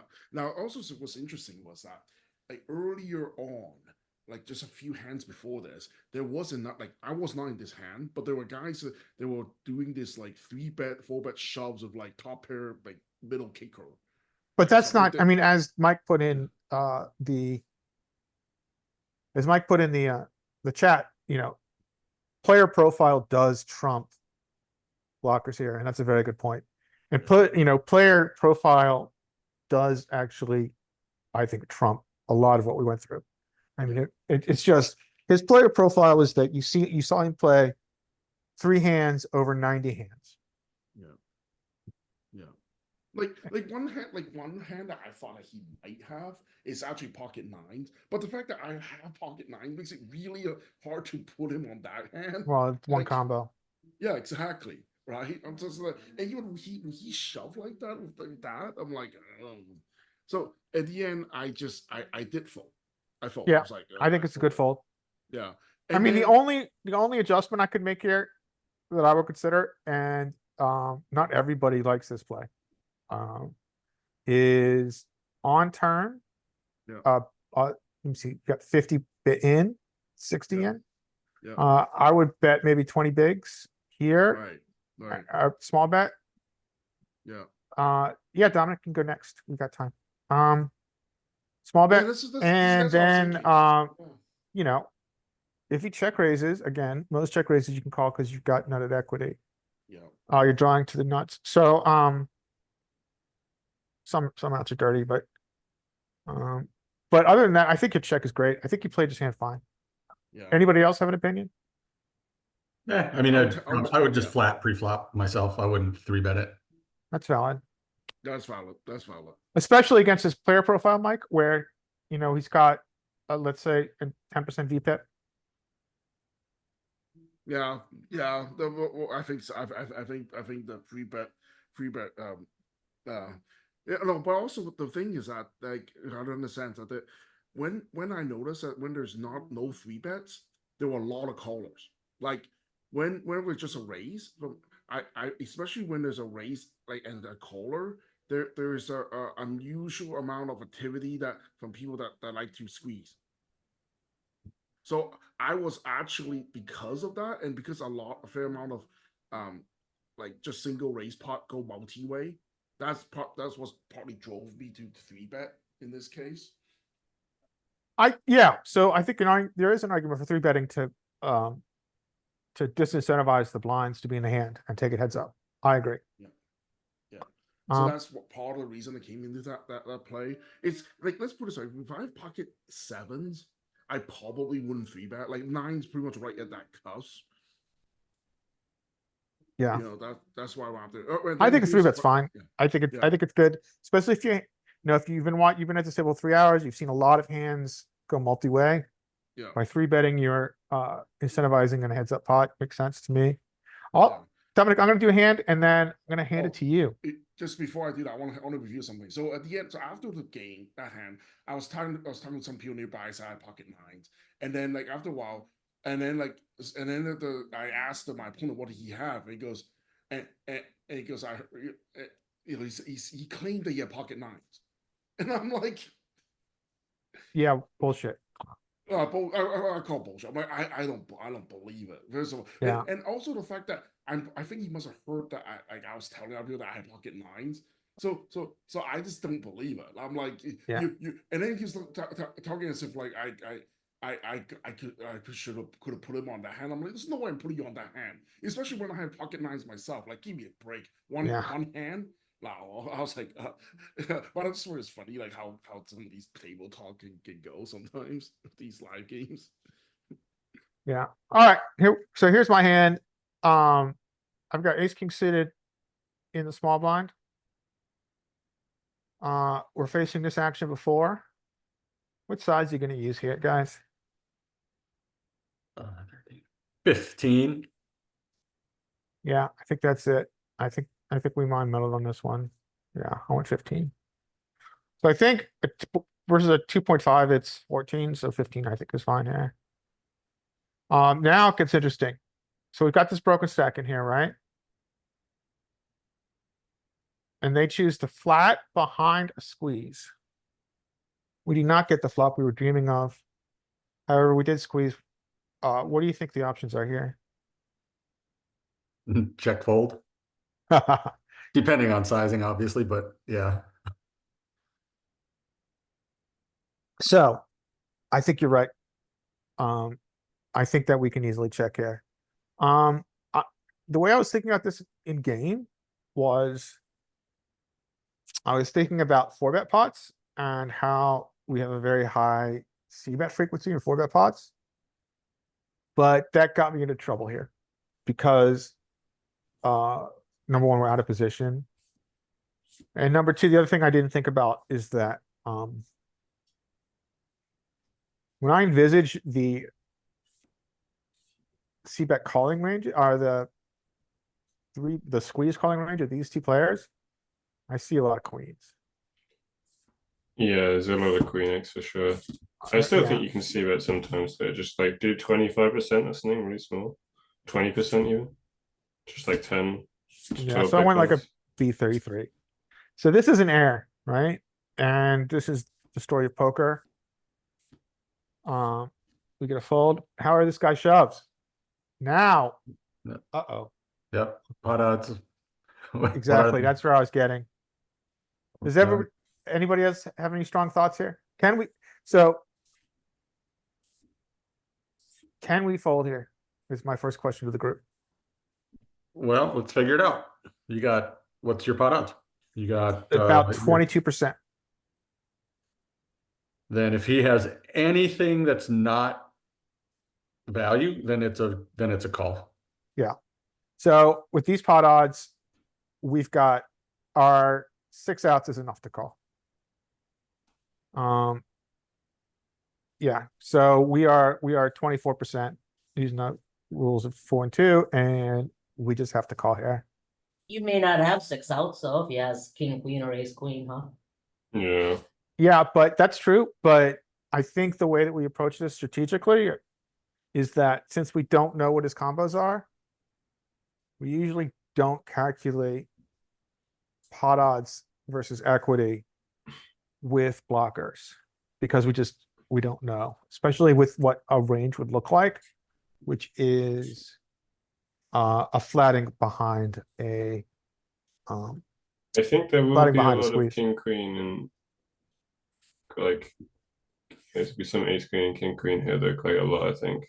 Yeah, you're right. We might have an up block that out here. So I decided to call. I think pot odds require us to call. We just cry and stick it in, and That's you will not fair. believe his combo. Queen 5. Anything suited.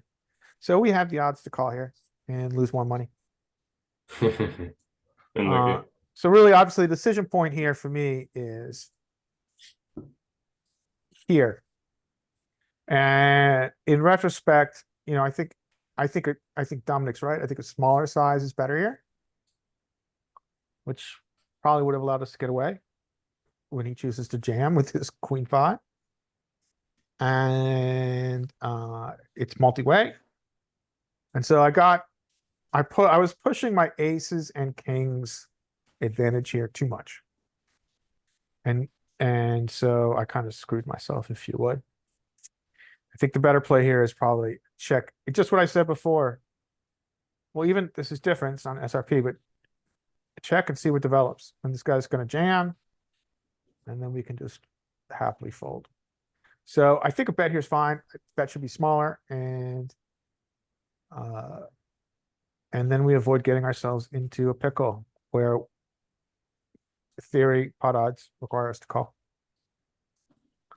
Okay. That's enough of this travesty.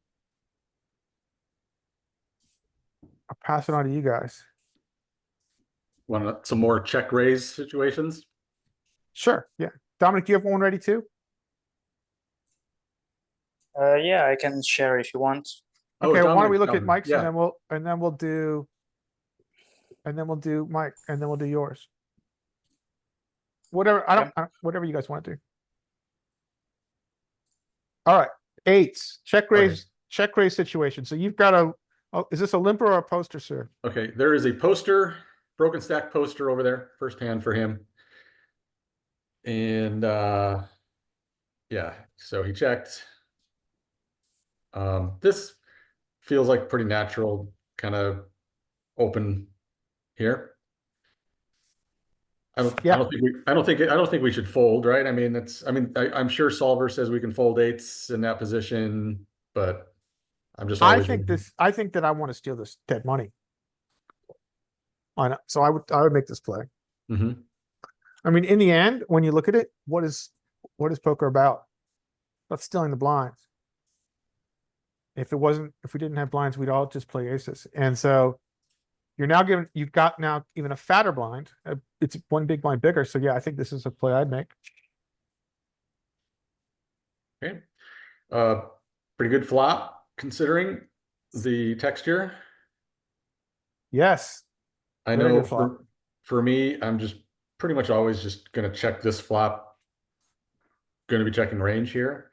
Again, So I let's- often sorry, go ahead. struggle with the I struggle with the, well, I check range here, but we're so strong. Do we want to just, continue and get money into the pot when we can, that sort of thing. So, but yeah, I did check here.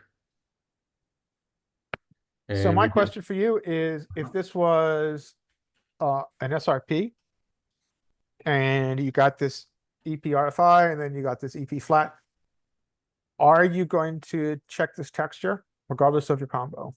Yes, this is Okay. essentially a single raise pot. It just was raised to a bigger size. Yeah, that's valid. But yes, if it was normal, I would have made it 250 and had gotten a call, assuming one caller in position. Yes, I'm checking range here. Okay. So this looks like a small-ish bet, which he should probably do quite a bit. This is an interesting spot. Yeah, so this is where I was kind of torn. I don't know if I wanted raise or peel one. So I think the way I look at this is you've got these competing strategic objectives. One is to have him continue with a large part of his range, and the other is to build a pot at this SPR. So the way I look at this, and I'm open to other people talking about how they look at it. So once he puts this in, it's 15 into 90, right? So let me see, 34, 2. So you've got SPR 6 is the way I read this. And so that pushes me towards more of a check raise. And I think solver just falls in love with check raising bottom set. I mean, it loves the fast play bottom set. So I would check raise this at a high frequency. I think you've got a very high SPR, and I think that I would check raise this. Anybody else? What do you guys think? And sizing is the other question. Oh, yes. Good question. Good point. And his sizing is smaller. So we are, in theory, motivated to check raise more because he's not putting money in for us. I think go like 4x for the check raise size. Yeah. So you do like 7, you do like 14. Yeah, 14, 15, something like that. So that's in the probably 75, B75, right? It's not quite pot and not. I think it's like probably half. close to pot. It's probably like it's somewhere between 75 and pot, to be honest. Yeah, that's definitely pot. Yeah. There you go. Yeah, I'd play this at a high frequency here. I mean, it's good. I mean, I sometimes miss this because I don't want him to fold, but that's an error. This is the right play. Your urgency to get money in at this SPR with this equity is just really high. Yeah. And that's all there was to it. But like I said, I just filtered for some of these check raise spots, and so that's what Was this last night or more recent or later? I think this was later. This one we can see. Yeah. So Well, if I was a jack, then that is a disciplined fold. okay, you can definitely like aggro check raise this guy with bluffs. Yeah. So Mike plays on an anonymous site. So that's okay. it has an advantage because we all get to see what it hands were, but with the disadvantage is he doesn't get to take notes. Interesting. Dominic, did you have a hand you want to share? Yeah. Okay. Let me just check how this works. Yeah, it's like this. Yeah, hit the green button at the bottom. Cool. Does it work? Wait, Yeah, we can see your hand. now I spoiled everything. It's I- okay. I didn't see You it. didn't see. You didn't see anything. Okay, okay. Alright, so we're playing in the It's- button with ace jack suited. Yeah, 4-0 on Unibet, so no software. I don't know exact their VPIPs and stuff, but I am kind of trying to remember while I play. Okay. And I have like notepad and thing. So this I just raise here. Think that should be standard Yeah. Yeah, I like for it. value. If he was more of an ET, I guess call is okay as well. But So I think let me, I think you just raised still. so the first thing I would notice is that he is playing with a broken stack, so I would put him in a more fun player category. yeah, I remember for this guy, he was like fish, but not complete loose fish. Like he was a fishy guy, but not. I would say like kind of normal VPIP, like it around 20 or something like that. He Okay. wasn't that loose. I Okay. can tell you that. Yeah. So there he calls, and flop is nice. He checks, and then here I'm gonna bet. I'm not sure about the sizing, and I go for Probably this. 50%, I think, on this board. I think Yeah, 33, yeah, but smaller 50. I went for smaller. That's good.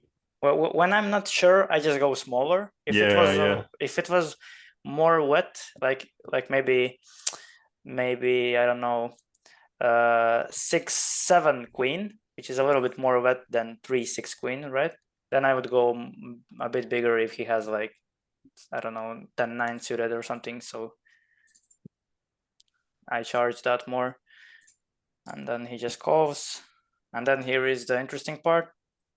Like ace comes, so not that bad, but weird, and then he donks Ah, like a little bit more than half pot, which is very weird. so And now, like a B55, B60. So your options are call or raise. yeah. Definitely cool. Yeah, I agree with call. I agree with Mike. I mean, To be honest, so go ahead.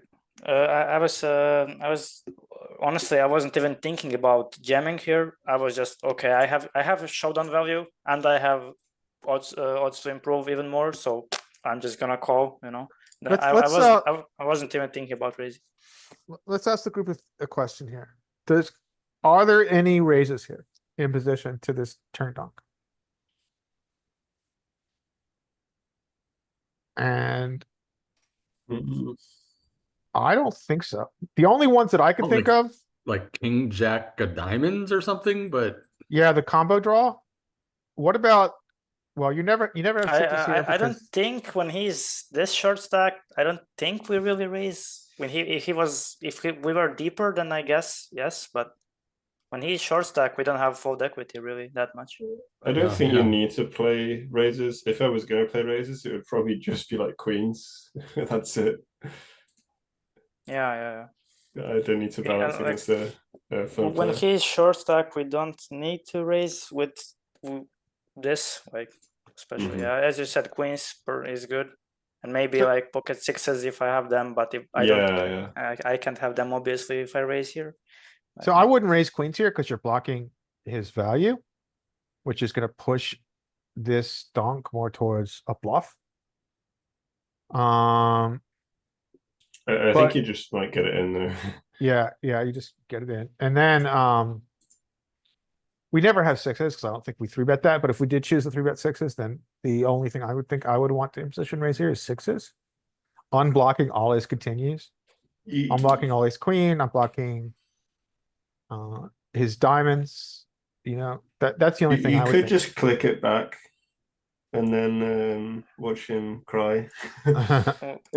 But okay, so I think your call, yeah, everybody agrees your call is the right play. And then this comes, and then He's gonna put you in. Oh, he pots it. Yeah. Okay, so now we're at our decision point. What do you guys think? well, solver will never fold this, but I think versus population, you might start thinking about it, but I know I wouldn't. So my thought process is like, what is he calling my three bet with first of all, and then like what is he beating me with? So ace king, obviously, ace queen, right? But I'm blocking both, but still, let's say he can have those. And then maybe some bluffs like king jack suited or something. But I don't know. Yeah. King jack wasn't supposed to call on my flop anyways, so I'm Let not me sure. ask the group a question here. Does the group think this is an under bluffed or over bluffed line? Under bluff. Yeah, I am in agreement. This is under bluffed. So It just screams ace queen. yeah, that's Yeah, what I was thinking. But- yeah, really. However, do we beat value when he does? Can he have ace 10? Can he have ace 9? Can he have If ace actually if he is fish, yes, I think so. Yes, Yeah, that's the thing. we can. But if I saw this guy is like 40% PPIP, I snap call, nothing, you know. But like I said, I didn't saw this guy was a maniac, and I played with him for 2 hours. He was like standard, a bit fishy, but not crazy, you know. So I decided to fall here. Yeah. Yeah, I think So this is a good fold. I think that you defer to the fact that in population, this is an under bluff line. And for that reason, we can fold. You can argue in solver it would be an overfold. But I would fold. So let's assume he bet half pot here. Let's assume. I think we call them. Well, so half pot, what? So your pot odds are 25%, right? You definitely call if you have pots at 1 million%. Yep. All right. That's a good fold. That's the fold of a lion. Does anybody else ever watch any of Peter Clark Carrot Corners stuff online on YouTube or by? So that is one of his favorite sayings. We're big fans of the Carrot Corner. I like Carrot Corner too, it's good content. All right. We can go a little bit more. I Did just you had want to run coffee. that one, Larry? Sorry? Did you want to run that one? So there was some requests to run it. Oh, sure. We can do that. Can you put it back up again? Can you reshare and put the hand up? Me? Yes, please, Dominic. So I can, Yeah, I'll just take a yeah. screenshot. Yeah, go. Okay. So I'll set this up. If anybody else wants to share hand now, go over it. They can do that and I can set this up, or you guys Okay. can wait patiently while I set it up. All right. I'll do another check raise spot. Can we, talking about this hand, if we go back to the flop, and people seem to think it was obvious to make this, this nut flush draw bet. Uh-huh. You bet with all nut flush draws? I'm not sure that I would, because if you do, then if you don't bet and a nut diamond comes, they know you can't have the nut flush. Yeah, I was in that same camp. I was like, if it's you can see bet this or you can check it. I think most people would do see bet it, but yeah, I was kind of cool with a check back here. Yeah, I understand that checking with non-nut flushes is a normal thing, but I sometimes do, I sometimes don't. And I didn't go too big here, so I guess it's almost like a check, close to a check. Yeah.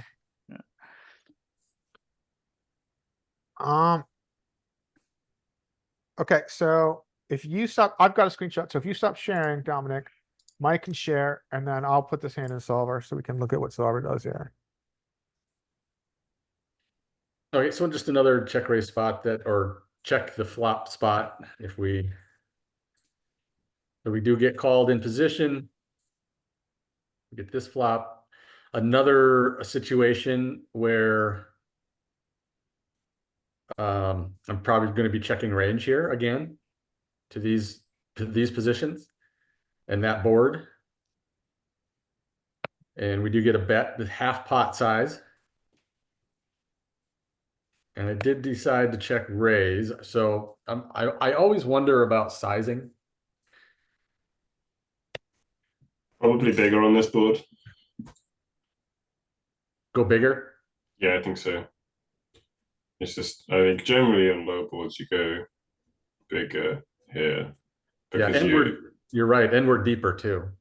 yeah. Oh, that's right. Yeah, didn't even notice. Yeah, we do a lot of polarization on these boards, I think. Yeah, there's no need to have like a smaller check raise size. Probably not. So this is pot, right? So right now it's 990. Our call would make it around 13. And so I made it 13. So that's pot. Hmm. Which is the bigger size when you're looking in solvers? The pot size is the larger of the sizes. But again, we're 150 big blinds deep or 160, 170. So I'm curious if we do, like you said, should we make it bigger when we do check raise? That was my question. Well, I think this check raise size is fine, probably. You could maybe go like 15, but I don't think it makes much of a difference. Yeah. You'll still be able to get stacks in. And then we do get called. Here we go. This is where oftentimes I get lost, like, oh God, what do we do? Yeah, it sucks. I think now our hand is obviously been downgraded. What are his obvious continues to your check raise? Well, you're still beating tens. He may call with sevens and eights with a heart. But he does have, I think, a lot of ace of hearts continues, maybe even like suited diamond ace high continues. So I feel like a check is appropriate here. Oops. Yeah, I felt like that was the only thing we could do, right? I mean, if we do bet, I mean, if we're bet, we're essentially turning our hand into a bluff. Unless you And like range bet here, that's the only well, not range bet, like do like a small bet. That's like the only way I think you can argue having jacks in that range, because if you're going like polar size, then there's no way you're gonna have jacks, right? So unless you have like a 33 size, then check for sure. yeah, I would check here. yeah. We did get a merciful check behind. That feels pretty brick. I think that's a good hand, a good card. I mean, in theory, he's not supposed to have a lot of freeze, Shouldn't but really. people have them there. I would, yeah. What are Yeah. you guys doing here? I think just check river. I think. Yeah, Just- once we take the check line, I think check line is the right way to go here. I don't know what the lowest of your value would be. And I The was lowest of value that you would value bet. Yeah, I assume it's probably just some like low A6 probably.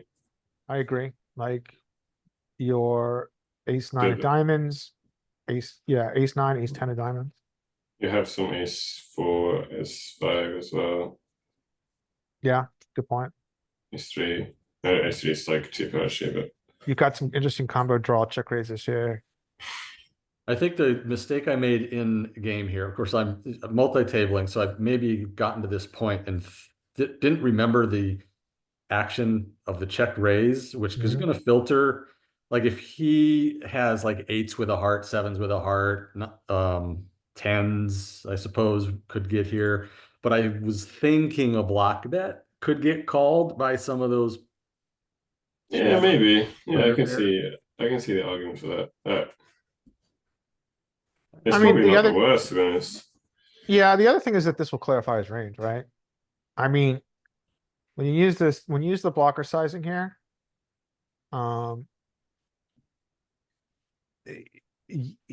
I think that he has less bluffs. Bluff raises. Now, what if, okay, before you see what happens, Okay. this is what he has. Okay. Now, if you're a villain and you see this bet, And you've got no showdown. You shouldn't always be raising it though. always, right? I don't think you should. I don't think you should. In theory, you shouldn't be always be raising here because you're blocking what you want out of position to have. Yeah. You want out of position to have king high flush draws that missed. You want out of position to have 10 high flush draws yeah, you're blocking the cards that you want him to have in theory. So he shouldn't bluff this. In theory, I all think the you can. time. Yeah, it'll probably be some.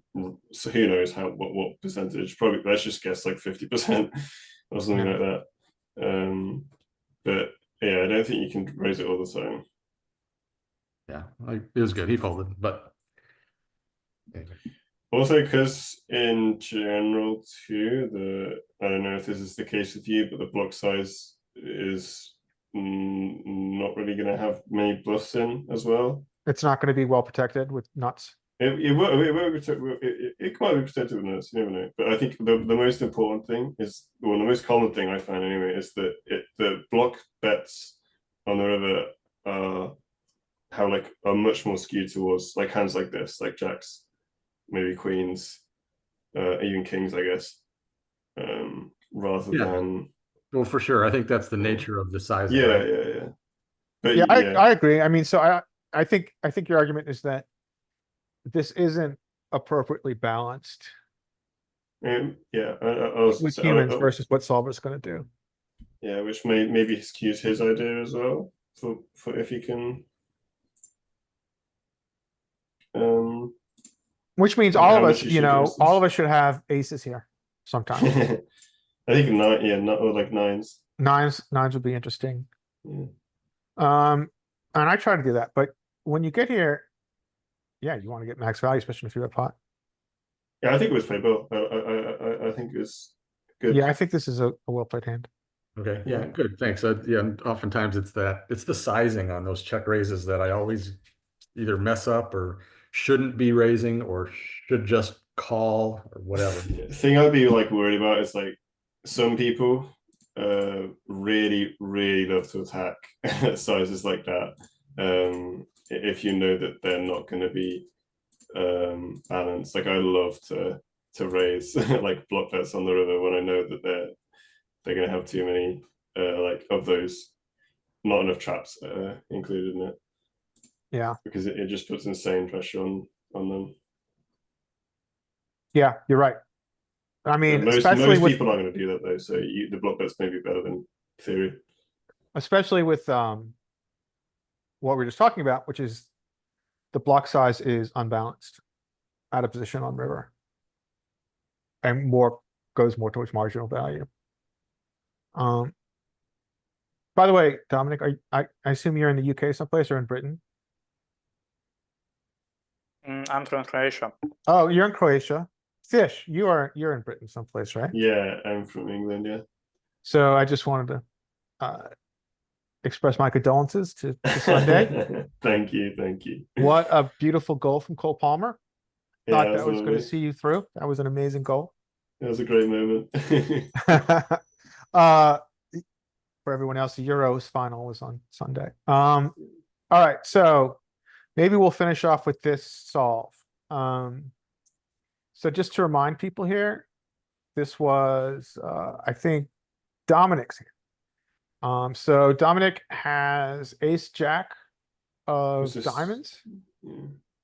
And he 3-bet button. So here is the action before. We need to change this 3. Oh, I do. I need to change his raise. Oops. I think the villain raised. Go to NL50 too. Oh, Yeah. okay. Do NL50 2.5x open size because he raised 2.5x in the hand. All Oh, right. that's 50 stack. NL50. 75 stack, I think. I think we were 75 deep because the guy was short stack. I think he had around 80 or Yeah, 75 is closest. His stack here. And then just do general. And then we can get better those sort of sizes. Okay. So obviously he wants you a smaller 3-bet, big fold, cut off called, right? 6, 3, queen of spades. So NL50, 75 big blind starting stack. 3-bet GPO. Looks good. So, he checks. Out of position, 3-bet caller checks. What are we doing with our strat here? So, the first question is, do we ever have, a flush draw check back? And we do. We'll check back to the back door. Sure. Let's just look at this as a hand class. So if we look at all the flush draws we get here with front door, we mostly bet. Mostly small size, but we do have checks. We are protecting our checking range here with our monster draws. But betting's fine. So we chose to bet, right? What size did we use on A third. turn? I'm sorry, on flop. Was it a B33 or 33, Yep. 33. 33. okay.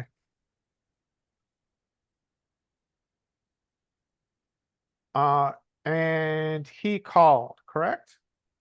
Yeah, yes. So he called, so we can see what his calling range is in theory. We can see obviously he's check raising a lot with his very best queen, but he's also calling. So we suspect that this is his combo.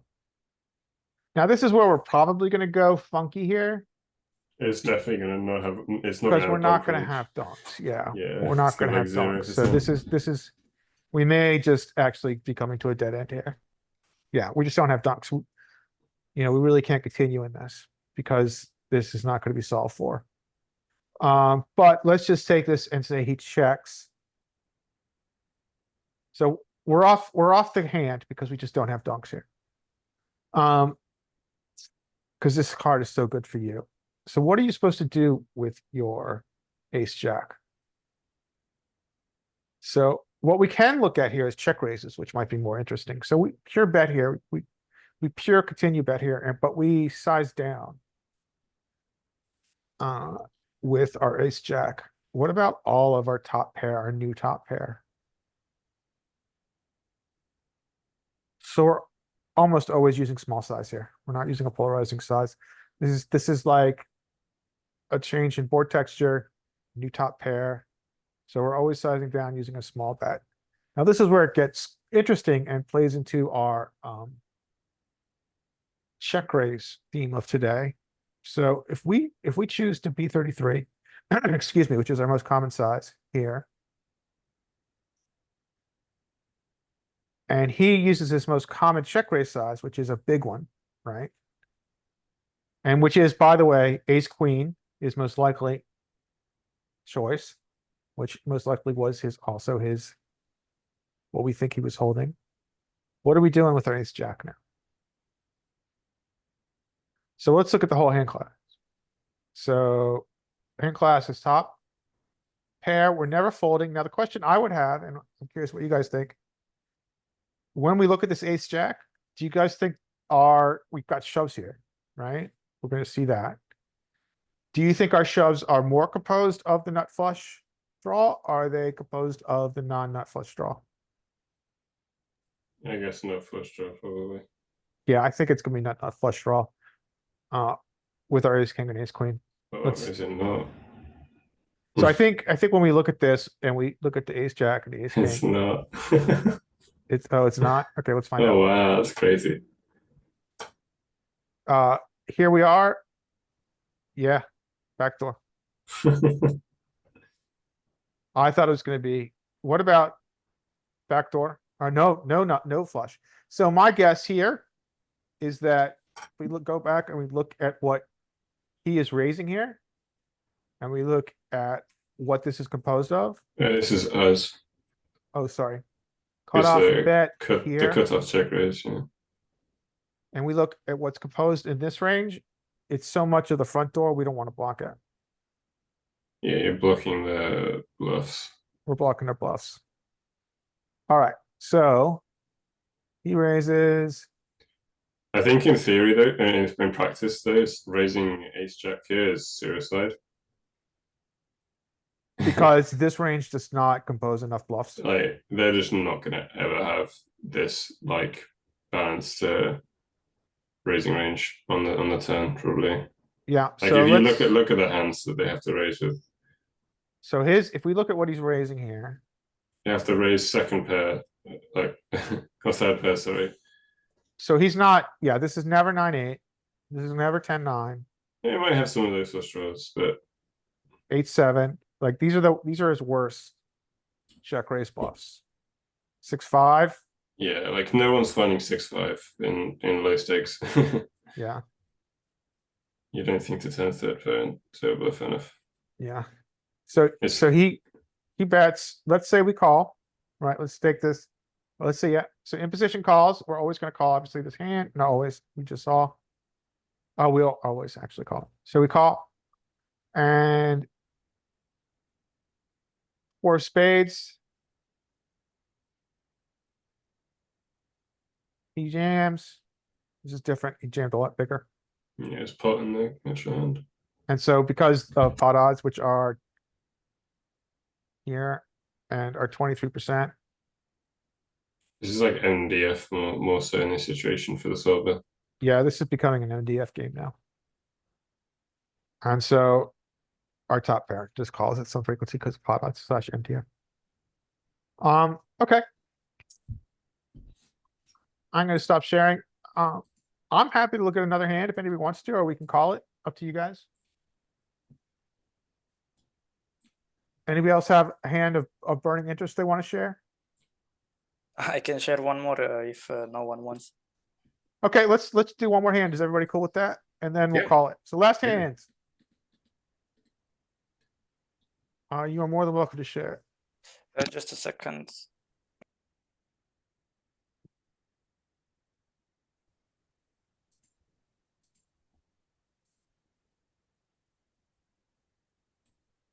And by the way, we've got some new guys here. So just so you know, we've got this session at the same time on Tuesdays, and then we do a similar session on Mondays. But what we do is we look at hand histories from the site that Mike plays on, so we can look at all of the hands face up and understand how population is playing different combos, and we can kind of make some heuristics around player classes and such. And I'm gonna put a link in a group that you can join on poker coaching or on Discord rather. And you're always gonna have, we always post the link before. So you can always find the link before here. It's the same link, but you can always see the link here. All right, so I posted that in chat. All right, last hand. Yeah. So do you see? Yeah, Okay, you can see. yeah. All right. So I have that. I raised 3x. I don't remember exactly this guy, but he was more loose than the last hand. The guy for sure. I can tell you that he was more loose, and his stack size. You know, he is not regular. That's for Yeah, sure. so we're looking at a fun player here. Yeah. I don't know how fun, but definitely regular. So here, this board, I decide to check here. I like to do it with low aces with not that good kicker. Just You also have to yeah. I would check here. Also, you have backdoor equity. I would check your high freak. no. And Let's say I have like ace 10, ace jack. Am I supposed to bet more? I think yeah. With ace So jack. so in this configuration, this is the highest check frequency configuration in theory. Button, sorry, cutoff versus button flat. If we were to look at aggregate reports, you're checking across all flops and all combos 70% here. So my argument is that you're never going wrong checking here. And I would check here. And so your question is, do we bet with a better kicker at some frequency? Probably. And I assume if we bet like 70%. We bet big if we bet, right? I think, well, I'm curious, what does everybody No. else say here? I'm gonna shut up and let other people talk. I would Yeah, I would estimate that you're going to be kicker dependent on the frequency. It's going to go up. The frequency will go up as your kickers get better. And then it will be mostly a small, this would be a third B33 pretty much across the board. I would take a different approach here. Like I would take this hand off the rails from like pre-flop because I think his range is probably closer to like a big blind call range than a button call range. So the main thing I think that would differ is just the fact that we're out of position, and I think you prefer to go bigger in that situation, with like your main sizing. But if he does have a button range, then yeah, you probably just like have a smaller size, but still checking a lot. Yeah, I default to check here a lot. I mean, yeah, I would check here with probably most of range, and the very top of range, I would love to check raise here. So I check is fine. Okay. And then he bets half pot. I just call. That should be nothing we can say there. Then this, not that bad card, I guess. I check. And he bets 66%, 70, not sure how much, yeah. And then I guess we still can get away, obviously, here with ace, definitely. So my argument, so I'm curious what other people think. I don't think you get to fold here when you also Maybe if are he drawing to overbets some it. nutted equity. I mean, you have 3 outs to the nuts. Yeah. So I don't think we fold here, even to this polarized sizing. I When think we you got, can we got call, 3 yeah. outs to the nuts. What do you guys think? Yeah, I I think agree. cool. Yeah, I Pretty, think we, pretty much any ace X that has an overcard to like the bottom card, so you can get a higher 2 pair. I think you call. yeah. Let's say this was 9 of hearts, then I guess I would fold. Well, then it's a lot closer. Yeah. It's a lot closer, but I don't, yeah, it's a lot closer. And then I think I would just fold to make my life easier there, if it was 9 of hearts, when he bets that big. It's Yeah, just- probably. I think in solver, it would be an overfold because you still have the gutter. But I think that folding is fine. All right, so I call, and then this, I check. And then he bets Look at half pot. B50. So what was his line here? Let's think about his line here. So what were his sizings? His sizing on flop in position was what? B, what size did he use on flop? Half pot. A half pot, okay, and then he polarized and went to 60, 70. let's 66, let's say like 80. okay, let's call it B80, B75. Oh. Yeah, Oh. B80. And then let's go to river and he used a B50. Well, Yeah. do you guys think their sizing tells here? Yeah, I mean, you got really good, like you block 7, 8, you block 8, and I don't know, man, this is kind of hard one because the 7 coming is good for you, I think. Yeah. That's what I felt as well. Yeah, 7 coming is good for you because you are, yeah, it reduces his set of 7s down to 1. And no one, frankly, no one is using. Very few players are going to have this sizing with quads. If I on can this say board. what was my thought process here. So can I say, yeah? Yeah. My thought process here is either he is gonna have a better ace than me here, or he is gonna have missed flush draw, and maybe some missed straight draws as well. But mostly missed flush draws if he was bluffing. And if he was betting for value, he would have either much better ace or maybe some random 2 pair. That was my thought process, because I don't think he's got a set here with this bet sizing, and that's So my first Or- question or- here would be, do you think that you're ever beating value? Is he ever value betting with worse?